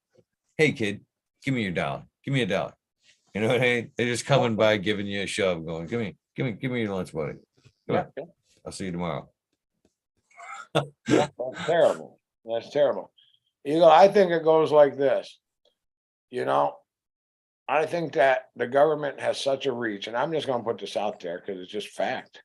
And as I told you before, I won't bullshit, buddy. I got to look at myself in the mirror, and I got to like that guy. When we make copies for our gardens, do you know the electric company shows up at our house? It's over a $1,200 bill. And they pull our meter to verify it's not broken. Now, I don't believe they're really doing that. I think it's hard to believe that every spring they have to come by and take the meter out of the house. We got to lose power for a minute while they put some kind of something gauges in it and allegedly verify it's not broken.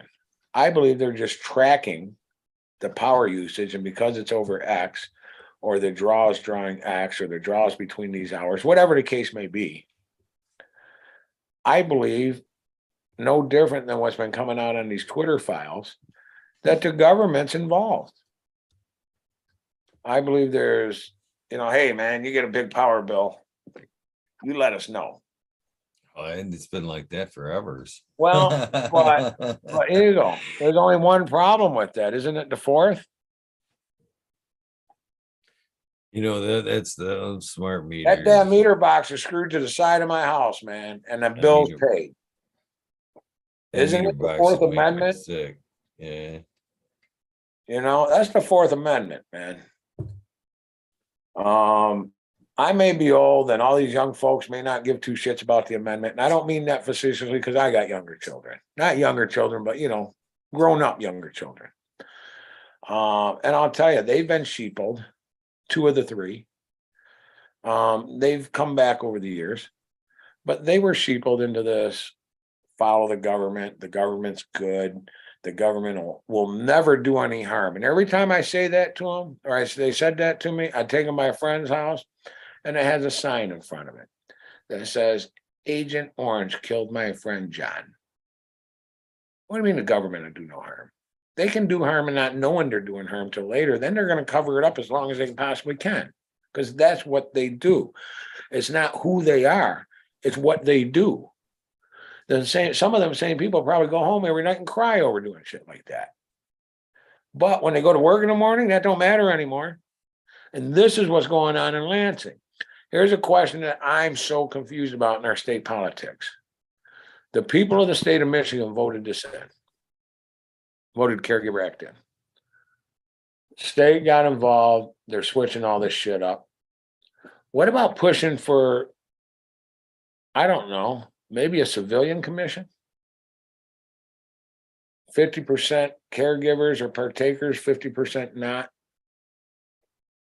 And maybe put a civilian oversight committee there. A civil oversight committee to watch the politicians. And you can't give all caregivers because then you're going to be accused of loading the deck. So you'd have to just have good, honest people, half caregivers, half non-caregivers, partakers, non-partakers, whatever.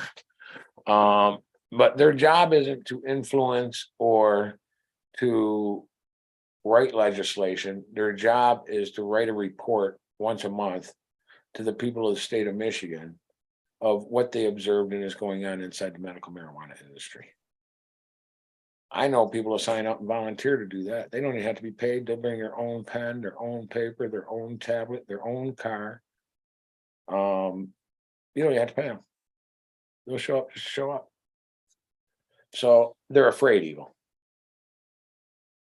They're I afraid. think all the caregivers would love those updates because, they work silently behind closed doors, and we don't find a lot of stuff up until it's like, act now. You know what I mean? Yeah. It'd be And nice to how know often what's has going that on. happened, though? I mean, how often? I mean, even when caregivers can no longer sell to dispensaries. Okay, this is the date. You can't do it. Now, here's my question again on that.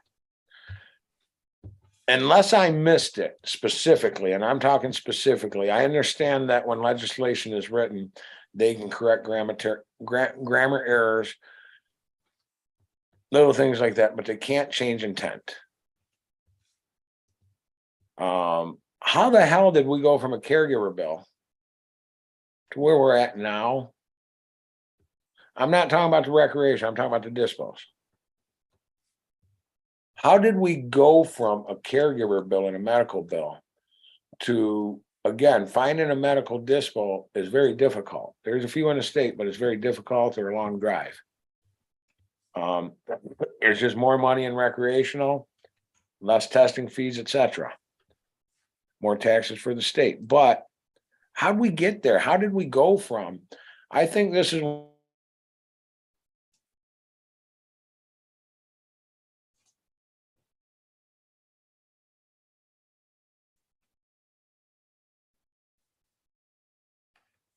Not sure if we lost him or if it's me, to be honest with you. Cheers, everybody.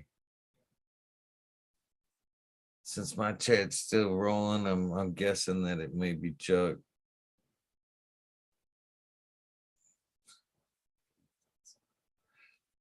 Merry Christmas, everybody, if you can hear me. And it is Chuck.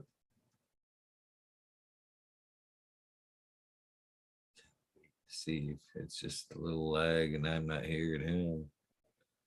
Hopefully, you guys are enjoying this episode as much as I am. There we go. It seems like it was him. Hopefully, his device did not die. Oh, yeah, she's saying it is him. Cheers, Angel. Thank you for the update. Yes, we do need to get back to the message of the medicine. I know that, it's kind of like drawing a line, but it's not. It's just underlining the importance of what cannabis can do, I guess. Who else was missing? Cheers. Merry Christmas. Cheers, bro. Rose in chat. There was a couple of other people. Porthole Dreams. Cheers to you. Merry Christmas. I think I seen Organically Blunt. Merry Christmas to you guys. Merry Christmas to everybody. Just to save a little bit of breath there. Yes. Hopefully you guys have safe, warm after the storm, and having a good it's officially Christmas now. Yeah. And hopefully we'll get out there, do a little bit of activism, give away some clones, some seeds, get people growing. Moreover, just talk about, the medical message of cannabis, as he was discussing, not just with some people of your age, but again, like he said, we need to kind of wake up to the future, the generation there, and get them on board as well. They are our future fighters. Medical, yeah, recreational, yes. It's not the same though. It is and it isn't. Until we can get the legalese cleaned up and descheduled, all that good bit shit. Unfortunately, there is a line between medical and recreational. If we were to see recreational cannabis right now, I would think it is, kind of said earlier, a huge insult that they've been trying to say that here it's going to harm us and it has no medical value. But now all of a sudden, sleight of hand, it ain't going to hurt you. Go ahead and use it recreational. Tell you pass out every day. It's kind of wrong. I want to hear some I'm sorry's or something. We were wrong, maybe it would be nice.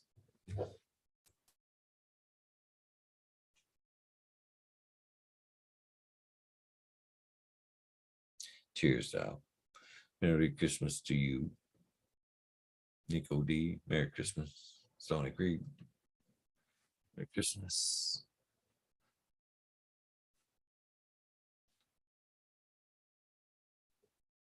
There he is. I can't hear you.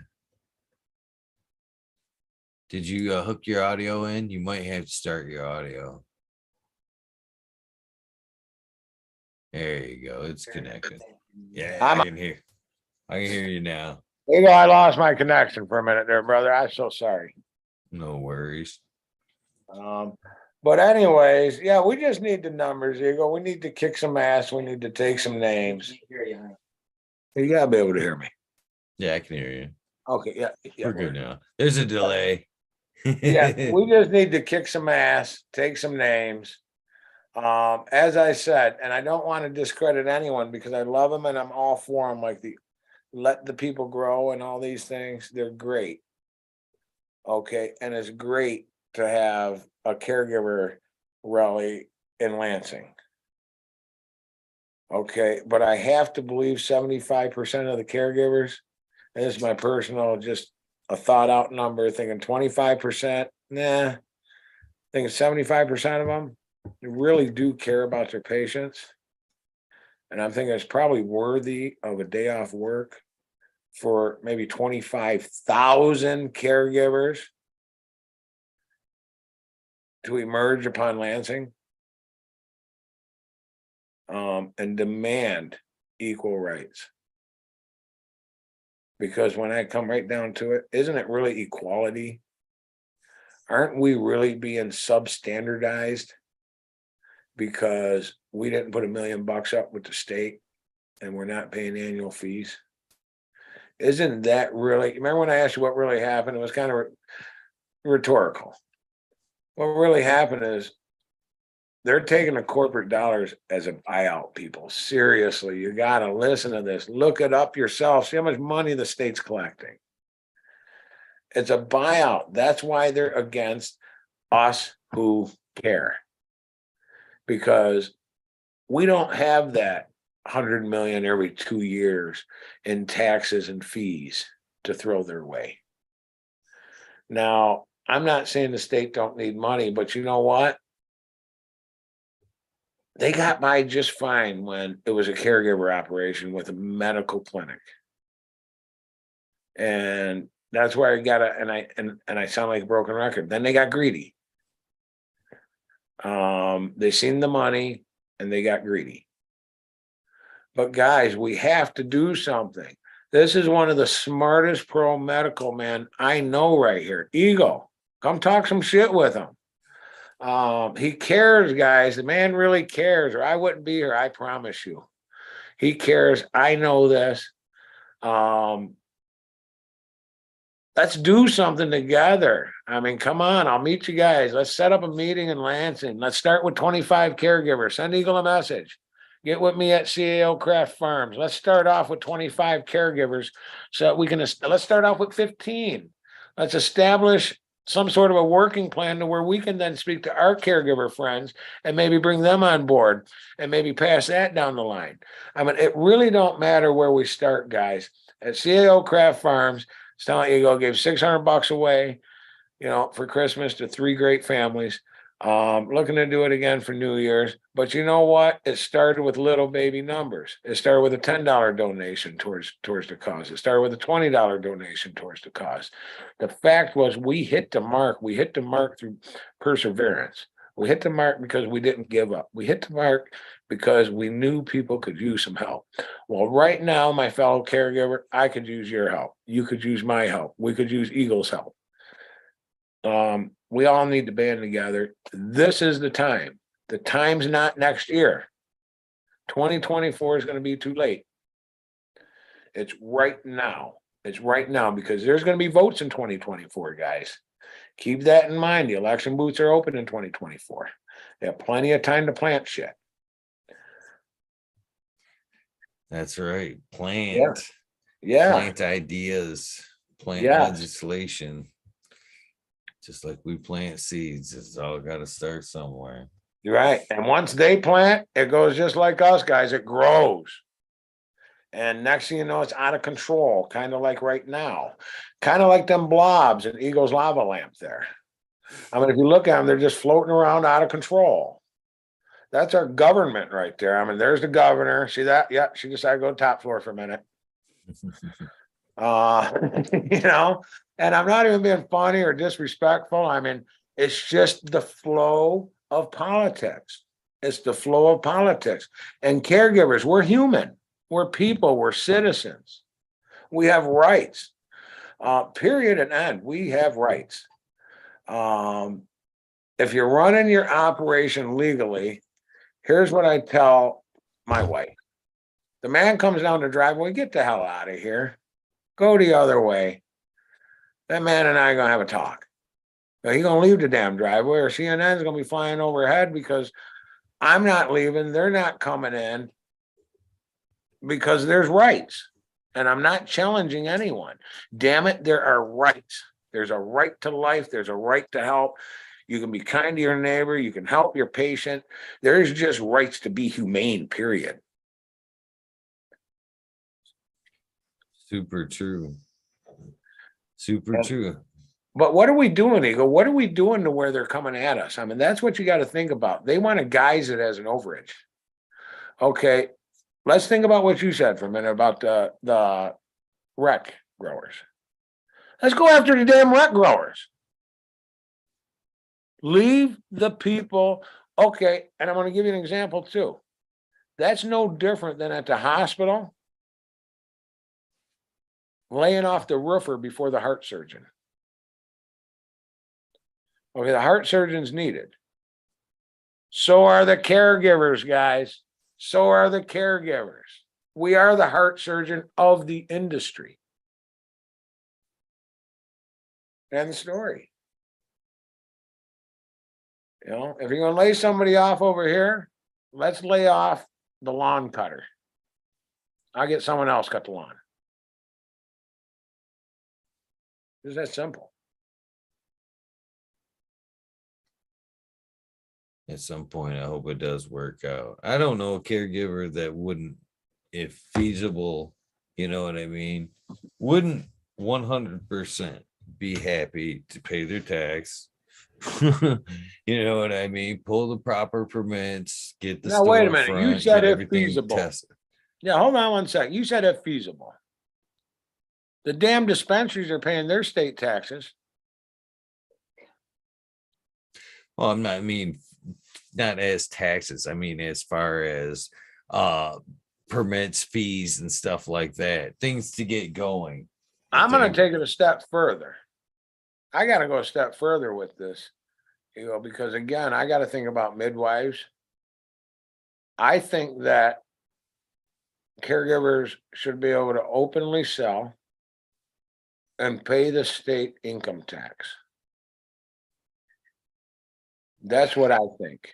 I think that they shouldn't be able to openly sell to the child, to the kid, etc. But I think if it's for a true medicinal purpose, bring it on. Let's talk. Let's prove it. Let's go over it. And we're going to get you some medicine. And then I think that that should be logged. No different than they're doing. Well, maybe a little different, a little more humane on the commoner. And I think that should be logged. And I think that taxes should be paid. Now, if the government wants to get real, ABC, baby, ABC, let's do it. Right in order. Bam, bam, bam. And we're done. We're done. They're making more money again. What are we arguing about? You see where I'm going? What are we really arguing about here? Because we can say it's about the overages. We can say it's about anything we want. But I got to keep looking at the lobby dollars being paid by corporate marijuana companies to the politicians. And it's high. It is. And, you know, I hate to admit it, but, you know, you're right. I mean, we can talk about it all we want, but unless we get politics involved, it's just us talking. Absolutely. And to get politics involved, guys, we need you.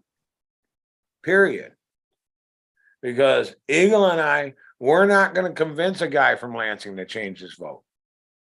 Okay, we may have 15 voters against that guy in our entire circle. We need everyone's help. Upper Peninsula, Lower Peninsula, Lower State Line, Mid-State, East Side, West Side, North Side, Mackinac, Sault Ste. Marie, Copper Harbor. Come on, guys. Let's do this. I mean, you know, we got 10 million people here and we all have friends. Let's do this. You know, and I'm down. I'll be the spokesperson. I'll personally deliver the drafted people's choice to the governor's office direct. Because someone's got to step up, Eagle. And I'm, like I said, I'm not Barney Badass, but I've had enough. I've really had enough. People are getting harassed. The children are getting put in jail. I've had enough. I agree with that. At some point, I almost think that we just need people to, as you kind of pointed out, just give people direction, the phone numbers to call, to take some of the work out of it. You know what I mean? So they can just, you know who to call, because it's easier just to, see that post and go, oh, I need to call this guy. You know what I mean? This is happening now. I just need to hit that button. Much, you know what I mean? I think a lot of people have time in their. Well, call me, guys. 810-441-8953. Let's talk. We almost need like just a set platform. You know what I mean? You were talking about at the last episode of everybody coming under one flag. There Yeah, needs to be one website to where they can we can all follow. It has nice daily updates with, you know, on the what's going caregiver on, who to actions, call. period. Yep. Yeah. And unfortunately, and I hate to say this, but and I hate to use this term, but I'm just going, me, I'm just going to throw it out there. We need a Lansing snitch and not a worker. We need someone there that's actually listening, hearing, going to these meetings. Not a snitch, but someone that can go and actually do these things, or a rotation of people, and then fill us in. So if anyone at all is interested or lives in the Lansing area and wants to go to some of these caregiver events that are happening inside of the legislation offices, because they're more than the votes that you're seeing. There's a lot of discussions, a lot of debates. That'd be great as well. We'll take all the help that we can get. You know, one of the biggest fighters I've seen in Michigan is Buddy from CAO Cultivation. Yeah. You know, when when they were trying to take rights in Flushing, man, he was posting Zoom link, you know what I mean? Yeah. Live Zoom links and shit like that, so people could be and participate and get their 2 cents in. That's really the kind of advocacy we need, because sometimes, you know, like I said, you know, people sometimes don't know or don't know where to look. That it needs to be, unfortunately, just like everything else, we got to throw it right in their lap and go, run, run, run, run, run, Yeah, right on, right on. That's okay. Come on, there you go. You've had to have shit thrown in your lap. I've had to have it thrown in my lap, and then we had to run. So I get it, man. It's okay, because it's a big world too. And I think if you're not, and I'm speaking on the patients here. I'm thinking if you're not a caregiver, you have no idea what we're going through, because, and don't take this wrong, please, because you're not going through it. You're hearing about it. There's a little bit of chatter about it, but like Eagle said, what we really need to do is establish and set up a great platform. And Eagle will talk about that day after Christmas, because I happen to have the man that can do that for us. And we need a great platform to where caregivers in the state can come together. You're going to have to be a registered caregiver, more than likely. I think that would be the way to do it. I think that letting anyone on would probably be a mistake. So somehow we'll have to validate that, but I've got a good man. And guys, we have to come together. If we don't come together, guys, I'm going to give you my Christmas crystal ball reading right now. We're in a fight like hell within 12 months. And it's not going to end up good with us, because we're going up against a machine, a meat grinding machine. I'm ready for it. So yeah, we're ready to fight. I'm ready to fight. You know that, Eagle. I mean, it is what it is, guys. Listen up. Here's what I know for a fact, and you guys will soon find this out all over the globe real fast, or real soon, is it saves lives, man. The medicine can save lives. The medicine can close wounds. The medicine can make pain go away. The medicine can make headaches go away. The medicine can make depression go away. We've been proven to make Parkinson's tremor stop. Stop. Not reduce, but stop. Autoimmune disorders. Crohn's. Hate to be so personal here, but I'm going to be. Anal disorders. Medical problems are medical problems, guys. There's no room for bashfulness if you have a medical problem. Just spit it out and let's fix it. Let's at least try. Let's work together, get to the knowledge. But there's just so much. I mean, skin conditions, eczema, psoriasis. There's just so much that this medicine has been proven for. The real question that I haven't heard anyone ask yet is, what hasn't it been proven to help? I've never heard that question. And maybe there's a reason. Maybe because nobody knows yet, because they haven't utilized it enough. So they don't know. So if they tell you it's not going to help this, and in 3 years it ends up helping that, they're going to look like a real asshole and have to give their award money back. You know, so who knows? All I know for sure, guys, is cannabis is a lifesaver. You guys got to listen to me on that one. I swear to you. It's a lifesaver, man. Soon you guys are going to see some videos. You're going to know this is all. It's a lifesaver. And let's fight, man. Let's fight. I mean, here, like I said, Eagle and I are on a Christmas morning asking you guys to get involved in a fight. Let's fight. And I'm not talking about a violent fight. I'm not talking about an uprising. I'm talking about a legal fight. And the way we're going to do that first is we have to obtain information. Eagles have to hit the nail on the head there. How do we obtain information? We're going to need a group page.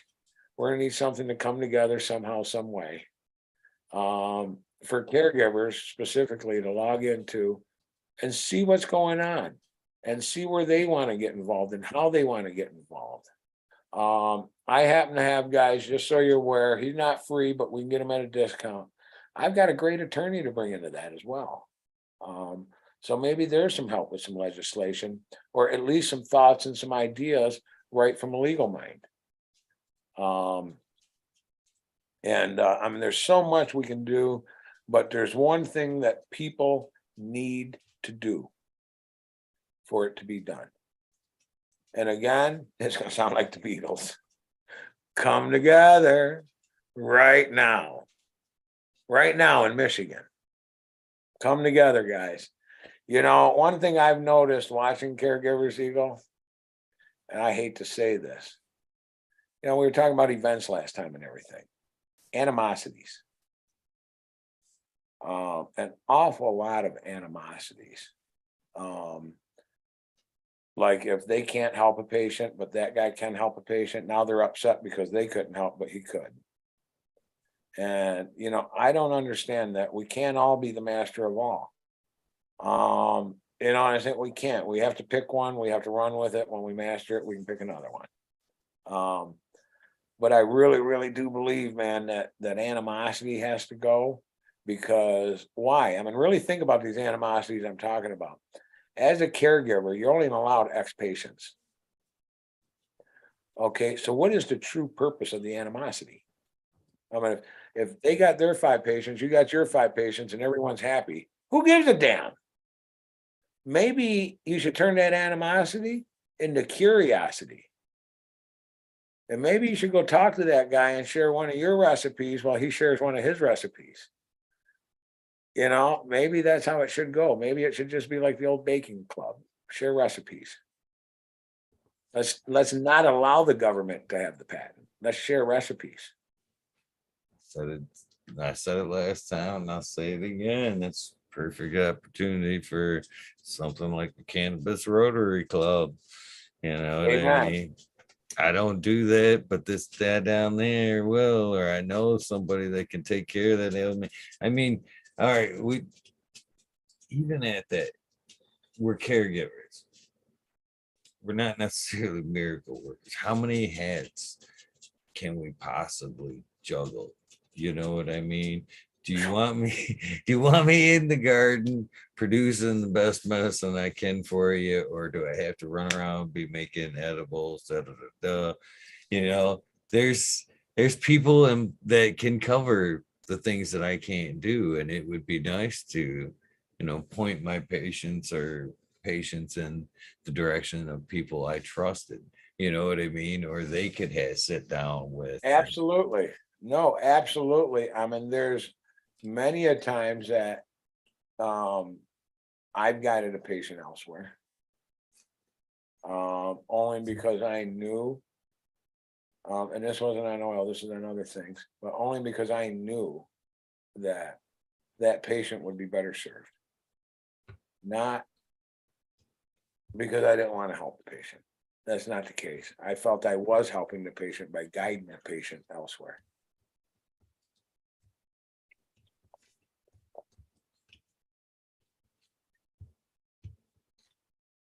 You know, we just need to get the patients to know that there is help. You know, I think that's another thing that we talked about earlier. or the last episode, why do people wait till everything else is exhausted before they try cannabis?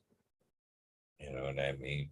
And if they knew or heard a lot of the stories that they could go back and verify, you know what I mean? Oh, sure. Relate to, Sure. we would be a whole lot further. Think about that word you just said, verify, that they can go back and verify. Now, wouldn't you rather verify it? Listen to this one. You ready? Wouldn't you rather verify it than a doctor come in and tell you, here, take these pills, you'll be okay tomorrow? I mean, who wouldn't? And I'm not being funny, but I do know doctors, and here's what I do know. They'll all tell you the same thing. You want to know what their job is? Best guess science. Okay, start with the extreme and work your way down. Take the conditions, isolate it to the most extreme that it can be, and work backwards. And that's it. So why again? I mean, we should get white lab coats, guys. Listen up, caregivers. Everybody get on Amazon and get stuff white. And you know what, Jeff? Send us a commission out with our cost. Everybody get on Amazon and get a white lab coat. You know, it's funny that you kind of say that because of you know, we are caregivers, and at some point we've even Recognition. had to like almost degrade ourselves by admitting that.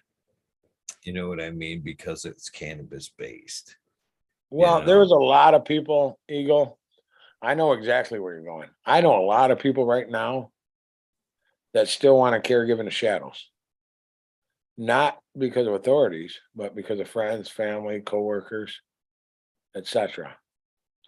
And you know what I have, and I'm sorry, I'm sorry, guys, I'm me. You know what I got to say about that? Kick them out of your damn life. Show them the road, kick stones. Get the hell out of here. Who do you got to justify anything to? Who do I have to justify anything to? I'll meet my maker. Okay, who do I got to justify to in between then? I don't even justify to my wife, guys. Don't get me wrong. She's my everything. Without Tracy, this entire farm's a failure.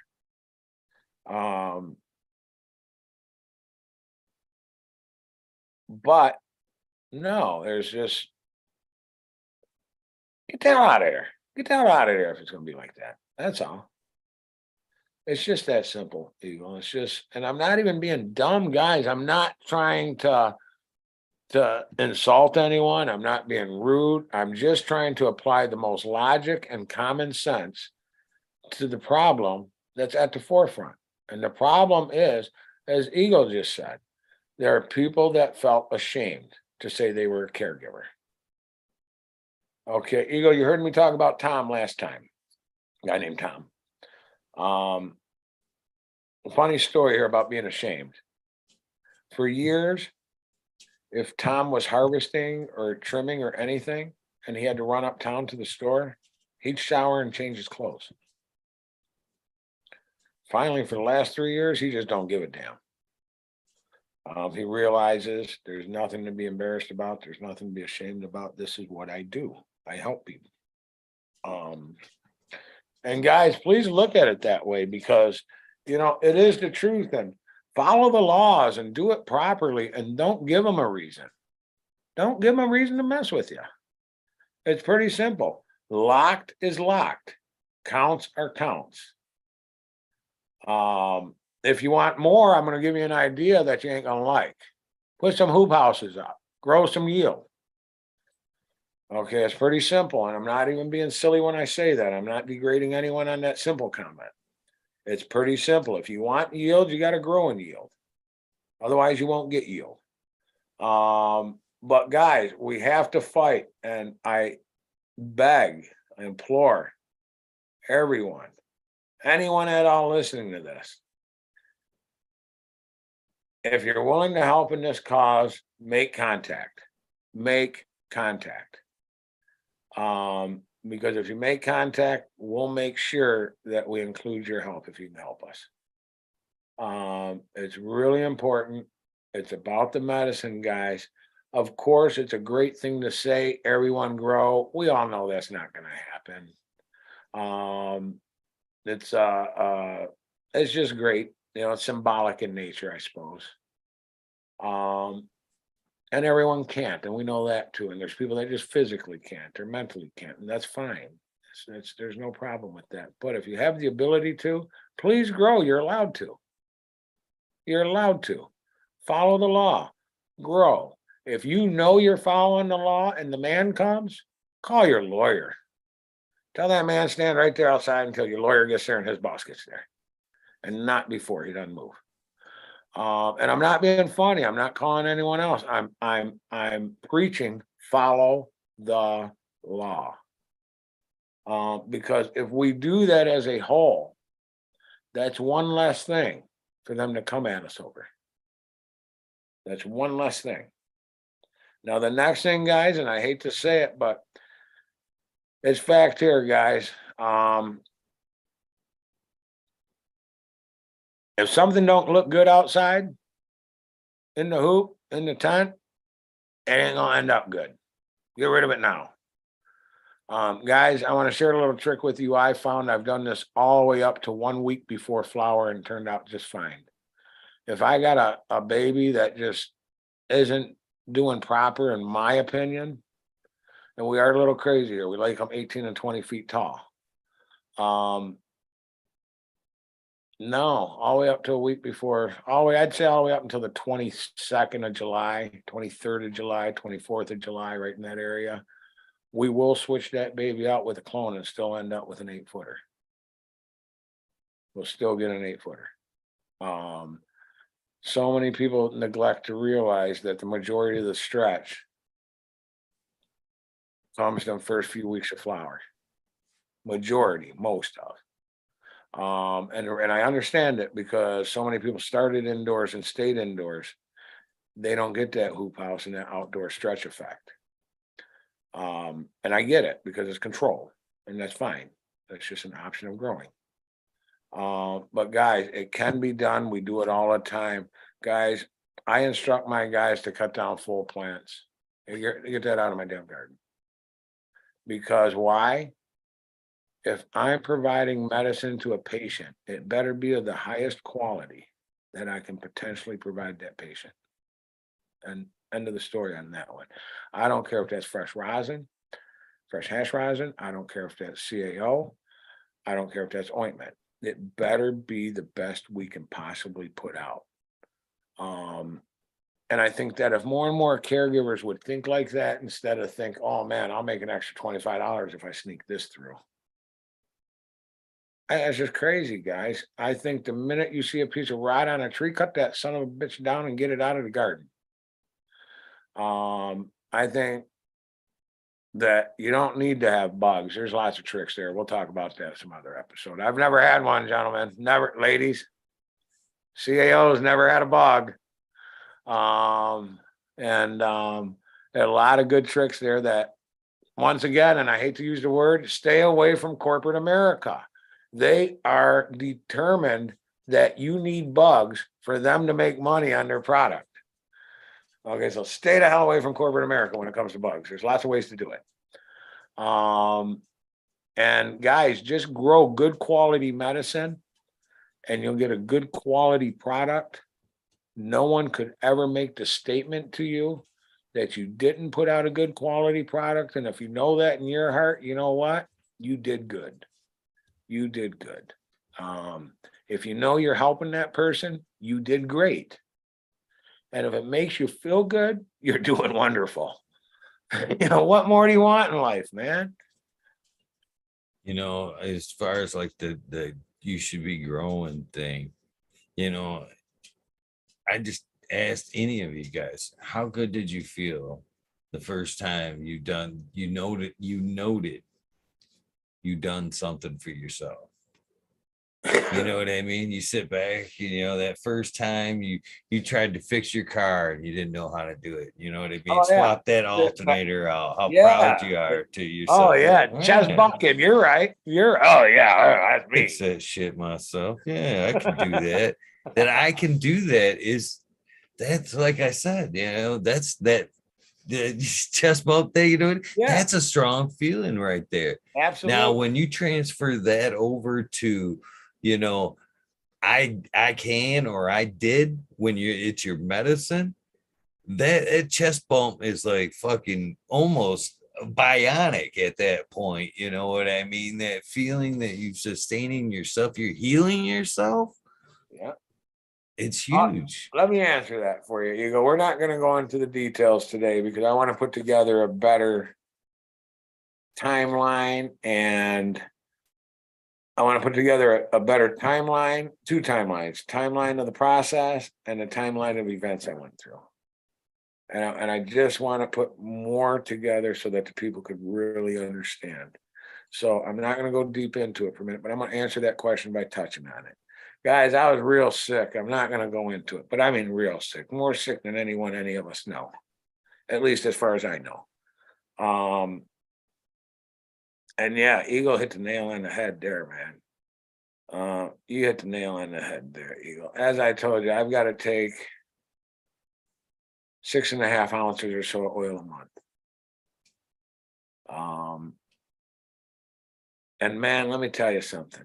This ain't even with cultivating. This wasn't even cultivating. That was the second high of what you just explained. That was the second one. When I made my first batch of oil and it really came out, you know what I'm saying? I mean, it literally looked, smelled, touched, just like the oil that I was taught by the master himself. And no better feeling, man. There's no better feeling because you know why? Whether I lived or died at that point, I wasn't reliant upon anyone else. As crazy as that sounds, I wasn't reliant upon anyone else. And that in itself just it really give it to you, you know? So yeah, I agree with you. You know, that's just a hell of a feeling. That's a hell of a feeling, whether it's an alternator, whether it's a broken window in your house. It don't matter. It's a hell of a feeling, you know. I mean, I remember that when I was a little physically more capable, you know, many years ago, but man, I used to love that feeling. I used to love, this sounds crazy, guys. I used to love getting on a roof and taking 30 square off and putting it back on just because I could. Just because I could. No, you don't need to pay me. Hell no, you're my friend. I can do that shit. And that was a hell of a feeling, man. Um, and it's like you said, no different with cars or the gardening. Now we went into the gardening, and let me tell you what happened. Oh, Eagle. Now that was probably the highest high I ever had in my life. As I told you, we spent $1,002 save or $1,200,000 saved my life. And all of a sudden, I've got these beautiful trees popping up. And all of a sudden, I'm thinking about, man, I'm making oil over there. This product's going to finish. I don't even have to go and get my flour anymore pretty soon. I'm going to have start to finish oil making process while I'm on my hands and knees throwing up doing it. But it's okay because we're going to do it. And we did it, man. We did it. You know how we did it? Perseverance. That's what's going on in the caregiver when I mentioned that animosity. That's why I believe the perseverance is missing at. Because we need more people fired up, guys. I mean, come on, man. How many of us are helping someone that's counting on us? If we all have just one person that's truly counting on us, and when I say counting on us, maybe I mean for life, not for a headache, not for arthritis, but really counting on us for that important purpose. Come on, man. They're alone worth fighting for. Fight, fight. It ain't that they can make it, guys. The sick folks, they can't make it. There's very few that can. There's very few that can go through the process without a proper support team that can get it cultivated, turned into what they need it turned into, and help themselves. They're normally stressed out so far in the middle that they cause more damage than they did good. Now there's a few out there that have the proper support team to get it all done, A, B, C, D, all the way to Z. I happen to have had that. I was a fortunate one. For years, I asked myself, why me? Stupid ass question. I was a fortunate one. I had help. Just a dumb question. Stupid. And guys, where ego won on everyone is right, because I understand what he's saying now. I get it. Everyone can't grow, but if you do grow, you're going to feel what we were talking about right here. You're going to feel it. And if you feel it, you're going to believe. Maybe not all of you, but most of you. And if you believe, you're going to help us. You're going to help us win. I hate to use this word. I'm going to use it. The caregiver war. Because right now, it is the world against the caregiver in the state of Michigan. I'm going to twist it a little bit for you here, buddy. You know, Twist. A lot of people won't fight because they're happy, they're comfortable. You know what I mean? But Yeah. sometimes they need a little bit of purpose. So I'm asking you, even though you're happy in your situation and you want to fight, but you don't feel that motivated, I'm asking you to fight for the people he was just talking about, the sick people, the people that are too sick to fight. Fight for them motherfuckers. If you're just comfortable and you need a reason, fight for the people that can't fight. You know what I mean? Eagle, let me put even another twist on that. Guys, haven't we had enough loss of life in this country last 3 years? Needlessly? Come on, man. Let's put it together. I used to travel a lot, guys, and I mean a lot, more than any one of you know, I promise. And I don't say that because I hated it. But the point is, you know what they call us all over the world? The American cowboys. Let's fight, man. Let's hold up to that. Let's be those cowboys in Michigan. Because you know what? It's happening in other states. One of the states is going to be the breakout state that starts to trend across the country. Come on, man. I said it before. I'm going to say it again. In Michigan, I can. Let's do this. We got it. You guys just don't know it. I know where ego is coming from. I'm going to put even one more twist on that, ego. And guys, I'm sorry. If you know me, I'm just a direct son of a bitch. So don't take no offense. If you don't want to fight, too damn bad. Get off your ass and swing. Because you're involved too. If you're a caregiver, you're involved. As Eagle said, fight for one of them. If you don't have one, you know other caregivers, because we all do. So stop all that nonsense. Fight for one of their patients. And I'm telling you guys, there's no better feeling in the world than hearing how well they're doing. There's no better feeling in the world. There's no better feeling in the world. I had a phone call last week, guys. Some very important people. I'm not going to say names. They're a patient. Very, very good patient. I never met the other two people on the conference call. There's 4 of us total. And this man opened up with, guys, this is Charles Archie, and I just want to let you know he's the one that saved my life. Before this conference call starts, I want to let you know this is the guy that saved my life. Guys, if that's not worth fighting for, what the hell are we doing behind the red, white, and blue? What the hell are we doing? In the old days, they used to fight for their neighbor 80 acres over. 80 acres over that they only seen twice a year when the weather was right. What are we doing anymore? Are we really that divided? Are we so divided that we can't come together and put up a real fight? As you ready for this one, guys? This one's gonna blow your mind, but listen up. The fight we're talking about, the United States was founded upon it. Founded upon that fight. It was those were the rights that the USA was created for, was for the fight we're speaking of. And again, we're not talking about a physical fight, marching on the steps and causing trouble. We're talking about a political bombardment of caregivers saying enough is enough.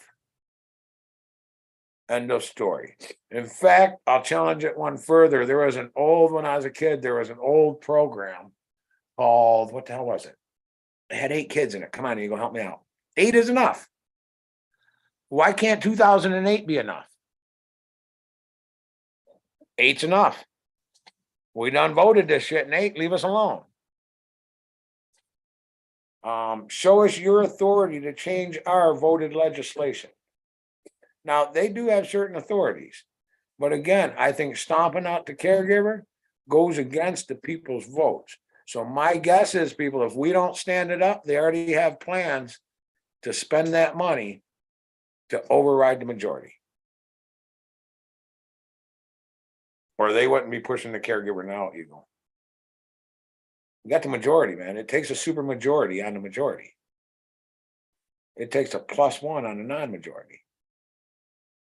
Why are they pushing us out now, right now, when they want all of us to believe that they still got to have a super majority on something that a majority of the population voted for? Half of those politicians getting voted out, they do that. And you know what? I think a lot of non-medicine users would vote them out as well. Because now you really got to ask yourself, if they'll do that to them, what will they do to us? And I think that there's a percentage of people that'll look at it that way. And that's that. And I got one other thing to say on caregivers. Let's shut the damn bars. Okay, now bars must be very important medically. Okay, because there's an awful lot of them. So we got to shut them down, man. And you know them hospitals that are real important medically? We don't need anymore. We need a birthing center for babies, and we need a dying center for the sick. We don't need the hospital in the middle anymore. For what? It's not important, man. That's not important. We don't need ambulances, guys. If you die before you get to the hospital, that's okay. I mean, you see what the state's saying? It just infuriates me. It infuriates me. They want to dance.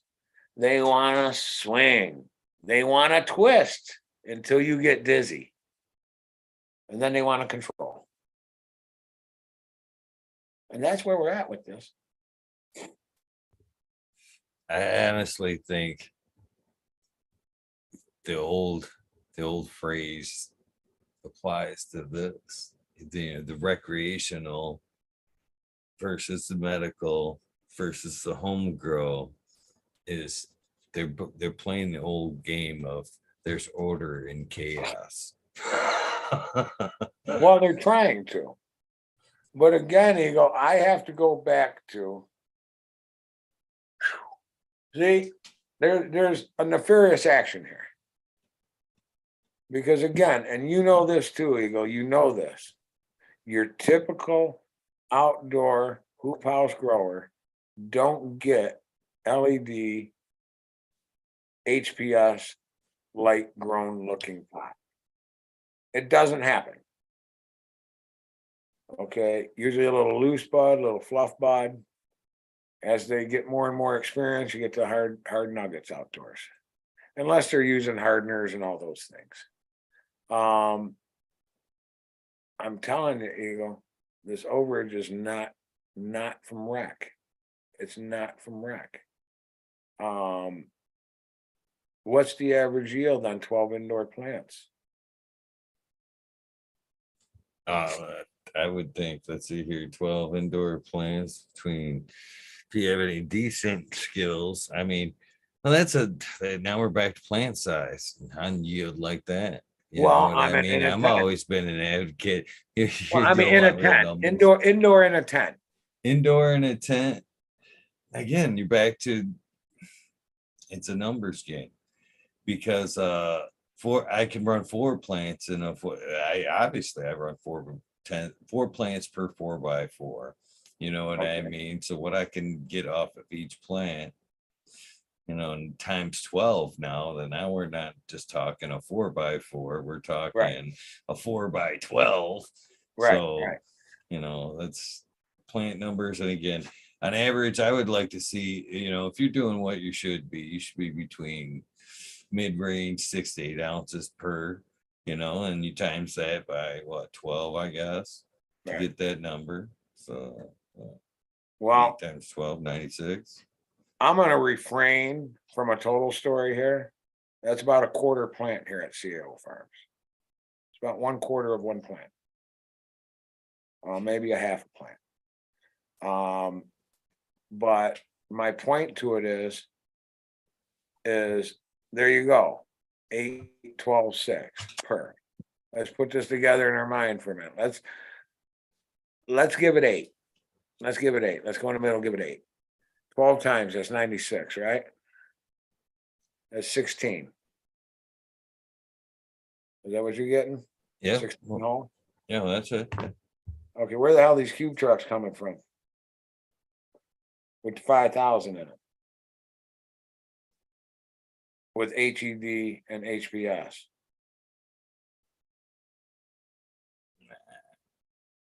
I'm gonna say it out loud. Dare I? Here you go. I don't give a shit. State knows. Do something about it, damn it. Do the right thing.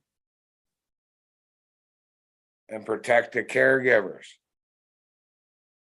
Stop the flow if you're truly interested.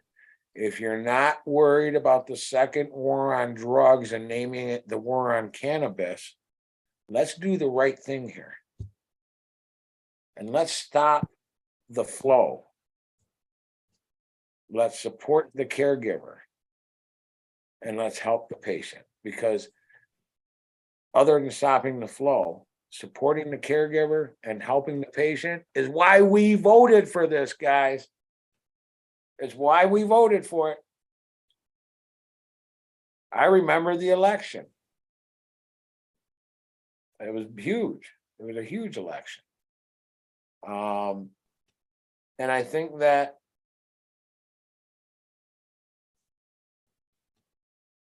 I can't blame it on the rec, Eagle. I personally can't. I believe that 40% of the initial rec users dropped out because of cost or growth factors.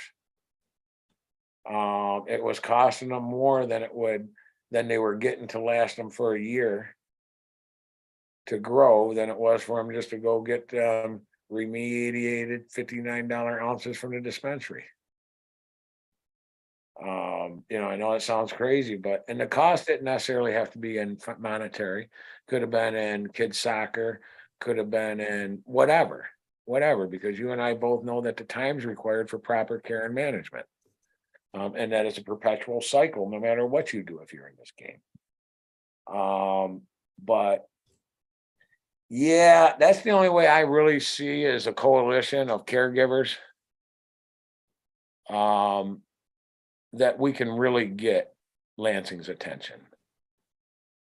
I'm gonna write it down now and I'm gonna start it Monday.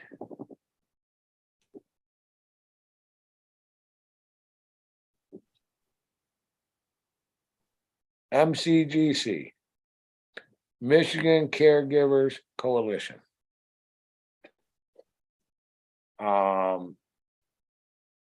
Something gotta be done, boss. I agree. It's not gonna be done with everybody sitting at home hoping their politician does the right thing tomorrow. Because tomorrow's Sundays, guys, and I know it's Christmas, but you want to know what your politician's going to be doing at 6 p.m. tomorrow? They're going to be calling their other politicians and setting up the votes for Monday or Tuesday, seeing where everyone stands. And if you don't think it happens the same way on these types of bills as it does on every other bill, you're mistaken. Because they always know, if you watch the news, they always know if there's enough support, not enough support. When there's not enough support, they backburner it until they have enough support. So the trick is, let's give them no support. I don't know. This shit fires me up, Eagle. Let's give them no. In fact, let's go knock on Gretchen's door right now. Just kidding, guys.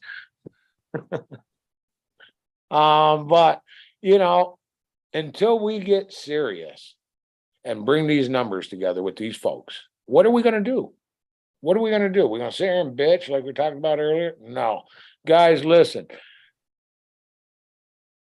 Reach out to Eagle. Reach out to Archie. Let's get some caregivers together. Let's come up with a coalition of 20 or 25. Let's get some sort of organization going. We can't organize 32,000 at one time anyway. So let's get some sort of organization going to where we know what the hell we're doing, what direction that we, the people that voted this law in, would like it to continue on. Because other than that, here's what's going to happen. The state's going to take you down that exit ramp like this. And when you get to the bottom, you're going to be so damn dizzy, you're just going to agree. Yeah, man, sounds good. And it's just what they do, guys. So let's not give them that opportunity anymore. Let's take control. It's our life. And guys, I want to fill you in on something. United States, I believe it's the 14th Amendment. World law says we have the right to self-preservance of our life. United States says we have the right to life. Protect it. Protect it. Lots of ways to protect it, guys, but if you can protect it naturally versus all these chemicals Eagles were talking about earlier in the show going through your body, causing havoc in your body, many times requiring a second or a third dose of a different medication to offset that body havoc. And then, of course, that second and that third is creating future body havoc that you don't even know about yet because you're not experiencing it. And they don't need to tell you about it till you do, and then they'll tell you, oh, that's because of that medication you had to take. Now you got to take this one. But there's its place for medical, no doubt, no doubt. Friend of mine just had a leg amputated a few weeks back. You know, that needed a surgical room. There was a trauma. It wasn't, you know, the trauma matter. But we got to have medical. But that's another issue we got, guys. Everybody's hiding this shit from their doctors. Everyone's hiding it from their doctors. Well, let me tell you something. Archie's not. And you don't need to. You don't need to. You need to read what the government's writing about it, that the doctor should be embracing you and putting cannabis as part of your treatment plan, if that's part of the plan that you're choosing. And those are government suggestions. There's CDC suggestions. There's all kinds of suggestions. And I'm going to tell you how wrong our government normally is. It has nothing to do with cannabis, but it really did happen this way. Our state officials in the state of Michigan, this didn't affect me, but back in 1819, whenever it was, they put out that opiate alert. And they cut down the opiate supplies to so many different people. There was news all over, people in pain, et cetera, et cetera. However, within 6 or 8 months, the CDC sent a bulletin out to the doctors and to the state of Michigan and to all other legal marijuana states. Please put your patients back on opiates. Because what we've noticed was patients in legal states have a far lower suicide rate and only let me think this through. I remembered the number and I'm sure I still have it. And a 47% less opiate usage rate. So that in itself, and guys, this is on the CDC website. I'll see if I can find it and get it posted on COA Craft Farms. I probably have a copy. That in itself should tell you that cannabis is a medicine. Okay, because now we've got the CDC, a federal agency, telling doctors, if you've got a patient taking a muscle relaxer with an opiate, cut one of them if they're on marijuana. If you got patients taking these medications, cut these medications if they're on marijuana. And then several months later, they sent another statement out, guys, think this through. We fucked up. We made a mistake. Don't cut your patient. Let them have their marijuana and their medication because they're going to use less. Oh, no. And it was 47% less overdoses on opiates, Eagle. 47% less overdoses on opiates in legal marijuana states before the doctors forced everyone to the streets to buy fentanyl after they hooked them on everything else. You know, and that's just sad. That's, you know, and we're the people, man. All I know is something like this happened way back in 1774, 1775. They took a bunch of damn tea over to Boston. Okay, we are the people. We voted this, and we are laying down, and we got to stop it, guys. We need to stop it. We need to protect medical cannabis. We need to protect medical cannabis patients. We need to protect medical caregivers. Those are the three top things on this agenda, my agenda. Protect, protect, and protect. And guys, come together. And if you're watching, come together. If you're picking it up on a replay, it don't matter. Reach out anyways. Let's show some unity amongst caregivers. And that's what I got to say about caregiving in this state, Eagle. I mean, I don't know what else I can preach other than unity, numbers, fight, scream, kick. I mean, it's almost like fighting for your life, because in all reality, guys, like Eagle said, you're fighting for your patient's life. And if there ain't a better cause to fight for, you better go ask that service member who he's fighting for, because it's not his country. It's the fella to his right and the fella to his left. So fight for your patients. I agree. And I hate to come in again with another like I love 'em. cliche motivational thing, but you know, people say you're either working towards your dream or somebody else's. You know what I mean? If you're not fighting, you're working towards their dream. If you're fighting, you're going to be helping work towards your dream and everybody. Yeah, absolutely. Absolutely. And, you know, when you touch on that word dream, Eagle, I'd be careful so that the wrong person don't capitalize on it or attempt to. When I'm working on my dream, it's trying to help my fellow man. Or if I'm not helping them actively, it's doing what needs to be done or getting done what needs to be done to help fellow man. As I told you, we give away a lot of medication. And that's fine. We can give it away all we want by law. I mean, there's no money changing hands. We're not bartering. We're not even taking property. But what I've noticed by it is a lot of people notice the difference. I mean, a lot. From, like, I'll give you an example. I got a guy that I give him 10 grams a month or so, about every 3 weeks. He only uses it at bedtime. He only wants to get better sleep. He's right from the day one. He says, Chuck, my pain's so severe. I don't think it's touching my pain, but it is putting me to sleep. So in essence, what he's missing is while he's sleeping, he's getting pain relief. Okay, so it is touching his pain. But you know, I don't bring it up like that to him, because he's happy with getting to sleep. So just take your medicine, buddy. We don't need to give him anything more to work on if there's any positive effects. And guys, don't be afraid. I don't know if anyone's ever Googled or dictionaried fecal or RSO, etc., but it is considered the most potent. And you got to understand, delivery is different when this word is said, because people want to compare THC diamonds to it. But it's considered the most potent cannabis medicine made.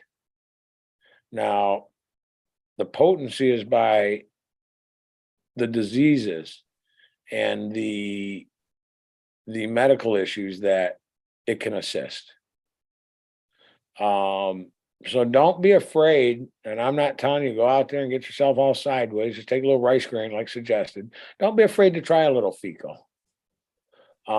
If you're having some medical problems, whether it's pain, whether it's lack of sleep, whether it's anything, try a little fecal. Just get a good source is all I ever suggest. Don't just take anything makes, because you don't know what they're using to make it. Make sure you do that information follow up and find out before you purchase. But try yourself a little, Fico, because you might find that maybe it's taking that migraine away that you experience twice a month. You might find that maybe it's making your knees feel a little better, your hip feel a little better, your lower back feel a little better. And you might find old Archie's full of shit, but I doubt it. You'll probably find that it's going to help you a little bit. So don't be afraid of it. Caregivers, please contact us. Please, please, please, please, please. Let's take control of our situation. Notice I said our situation after all of the earlier talk on dispensaries and corporates. I'm not saying let's go after dispensaries or corporates. Let's talk about our situation. Because ultimately our situation is intertwined. It's intertwined with the dispensaries and the corporates, and the politicians. So it's a hell of a roadmap that we got to cover, guys. But we need to cover it, and I think we can. Over the last couple of years, I've met some astonishing caregivers. I mean, absolutely top notch, know their business. And you know, almost in any industry, when there are top notch people, that means there are people that care. And if they care, I believe they'll step forward and help with this fight. I agree. And So that's type where that I'm word in chat. That was a Yeah. 2-4. That was a 2-for. I agree. Well, I mean, it's all possible, and it's what's going to happen, Eagle, if we don't. You know it too, brother. I mean, you know, there's always a workaround, and you know that too. Once they change the law again, but damn it, that's got to be stopped. You know, we can't always be forced to change. We can't always be forced to gear up for what they put in. And think about this one. I really thought about the lawsuit against the government. Okay, how many plants were initially allowed, Eagle, per patient? Well, How many patients? 5 No, initially. initially. 12 and 5. Yeah. 12 and 5 and 1. No. How many plants initially? In 2009. 12. It's always been 12. How many patients in 2009? Oh, how many patients were Per caregiver. per 12. caregiver? They had 12 in 2009. 12 were allotted for 144. 144 was your number. 12 and 12. There is overages. Okay, especially for hoops and outdoor guys. Because if you're gonna grow 144 and you're gonna average 5 to 7, you know exactly what's gonna happen. Those are the overages that would be worried about, but they cut that down, Eagle. They cut that down to get rid of those overages.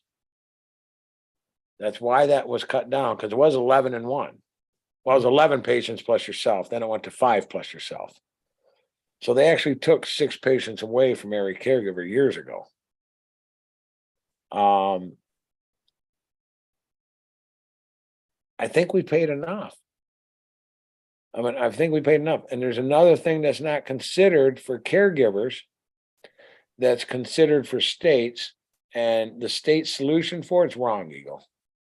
You know that solution they're doing for caregivers, they want to do the seed to sale and everything. Come on, man. You know the average caregiver that can cover that? You follow where I'm going? It's just a wrong solution. Here's where I was going on the 12 plants. We got cut way back, but it was allowed at 12. Eagle, that shit got cut down when they started talking about rec. Okay, not when they passed rec, but when they initially started speaking about rec is when they cut, and that was years and years ago, was when they cut from 11 and 1 to 5 and 1. And that was a long time ago. Because I know I started at 144, Eagle, 100% indoor, with inspections, a couple local municipality inspections. But that's how we started, initially at one point. And that was crazy. That's a lot of work, obviously. And what we got to do is we have to come up with a way. Did you look at the latest reports on the plants being grown right now in the state of Michigan? Mm. Stupid. It's always online on the state. I forgot what it is. I want to say it's something like 4,240,000 commercial plants being in growth cycle right now on the metrics. The state knows what's going on. They know what's going on. 420,000 plants. That's after taking all the bad ones away and everything they've killed this month. That's a lot, brother. That is a lot. That's a lot. Now, when you take 420,000, and let's assume 8 ounces on an indoor, that's 210,000 pounds.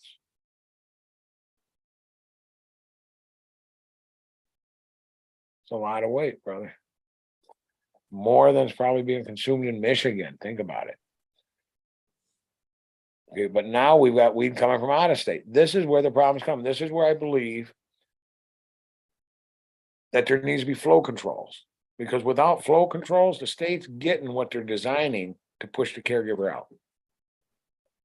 And it'd be a shame to see the caregiver get pushed out and then flow controls get put in place. And corporate get 100%. Because we got to remember this with the state too. Anything that's coming in that's not from Michigan, the state's not making a penny on. So you would think they'd want flow control. So I don't know, Eagle. I just know that I see these cube vans holding all this pot.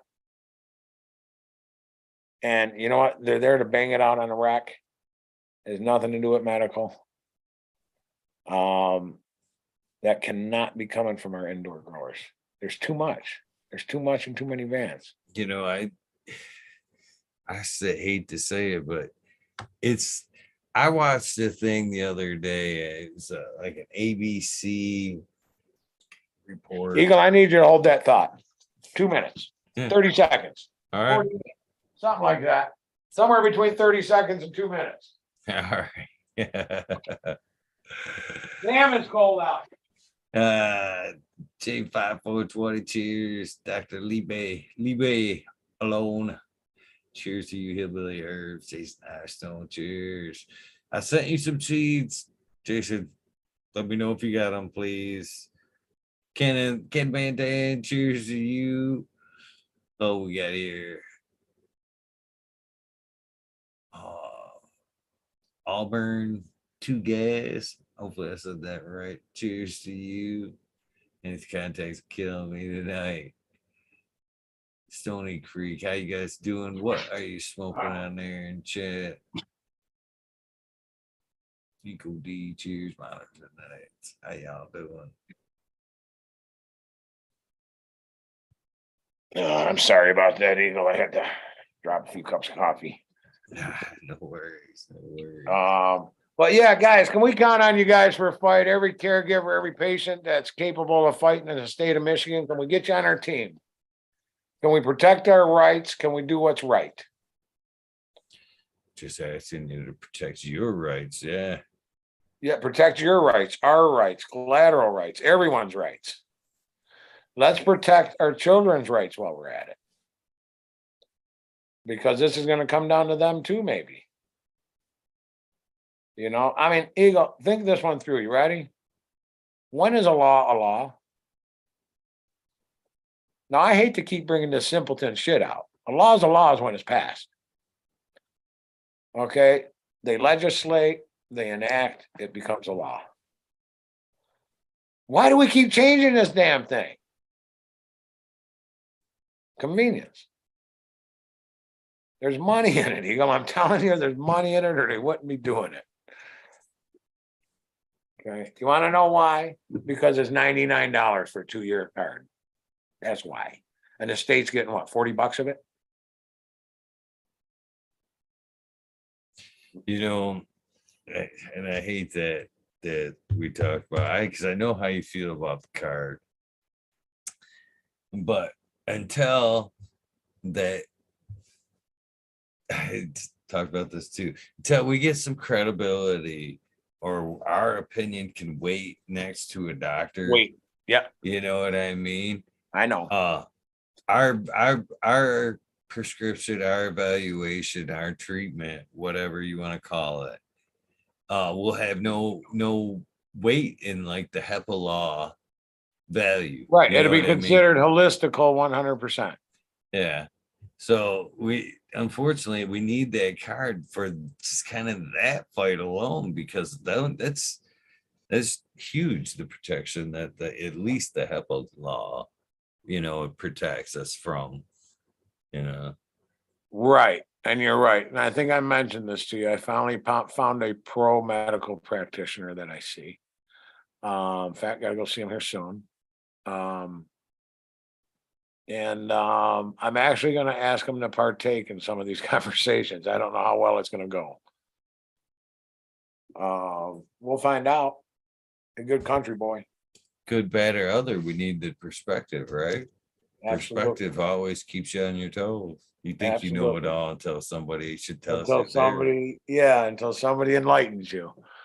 And I've been enlightened 100 times in life. And you know what? Like I said earlier in that call, I wake up dumb enough, let someone enlighten me every day with something I don't know, because that's going to help me tomorrow. Not because I'm looking for something free, but maybe I'll teach them something they don't know as well. And I just think that caregiving can go that way. I really do. You spoke with Jeff earlier. Jeff and I share information daily. Um, there's a reason. He caregives, I caregive. We got the same agenda. He's about the patient and the medicine. I'm about the patient and the medicine. We just really see that well together. And I think that if we bring this coalition together, we can do that, pal. We can do that. But hey, it is Christmas Eve, Eagle, and I gotta go, bro. I gotta go, man. You got anything else though? First, anything? Go down. just say a sound bite. A sound bite. All right. I'm ready. Hey, this is Chuck. I'm with COA Craft Farms with a Z. I am on fucking talking shit with Eagle. And I want to thank you for watching episode 773. That's number 773, guys. This guy rocks. Perfect. Thank you so much. And thank you for what you do, inspiring, keeping the fight, going. Let's get it going. I mean, I can't fight it alone. You can't fight alone, brother. Oh, that's right.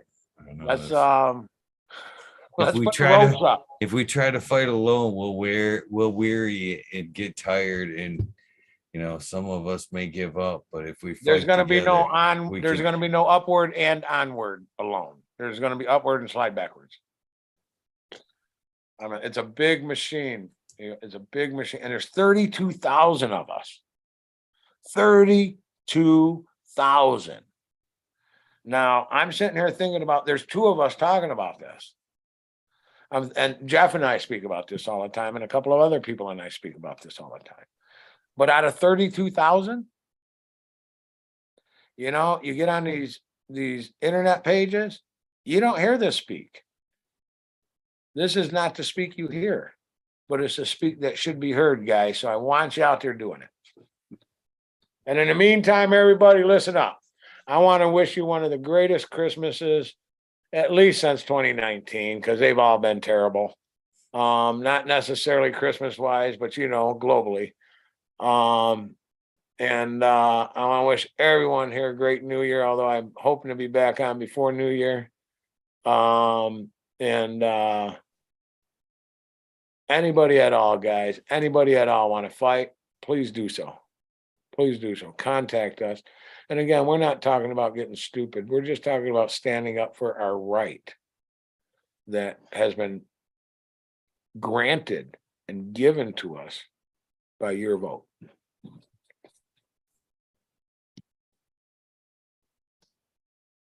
Powerful words. And a hell of a fight. I think a lot of us are ready. Let's do it.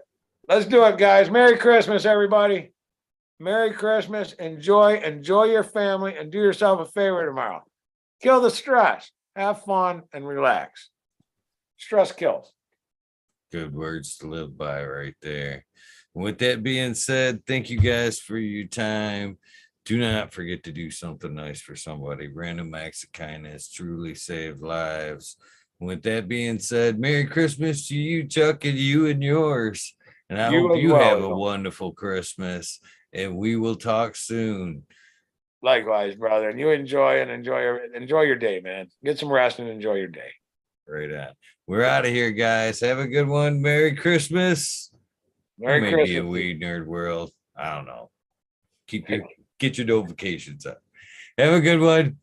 We're out of here.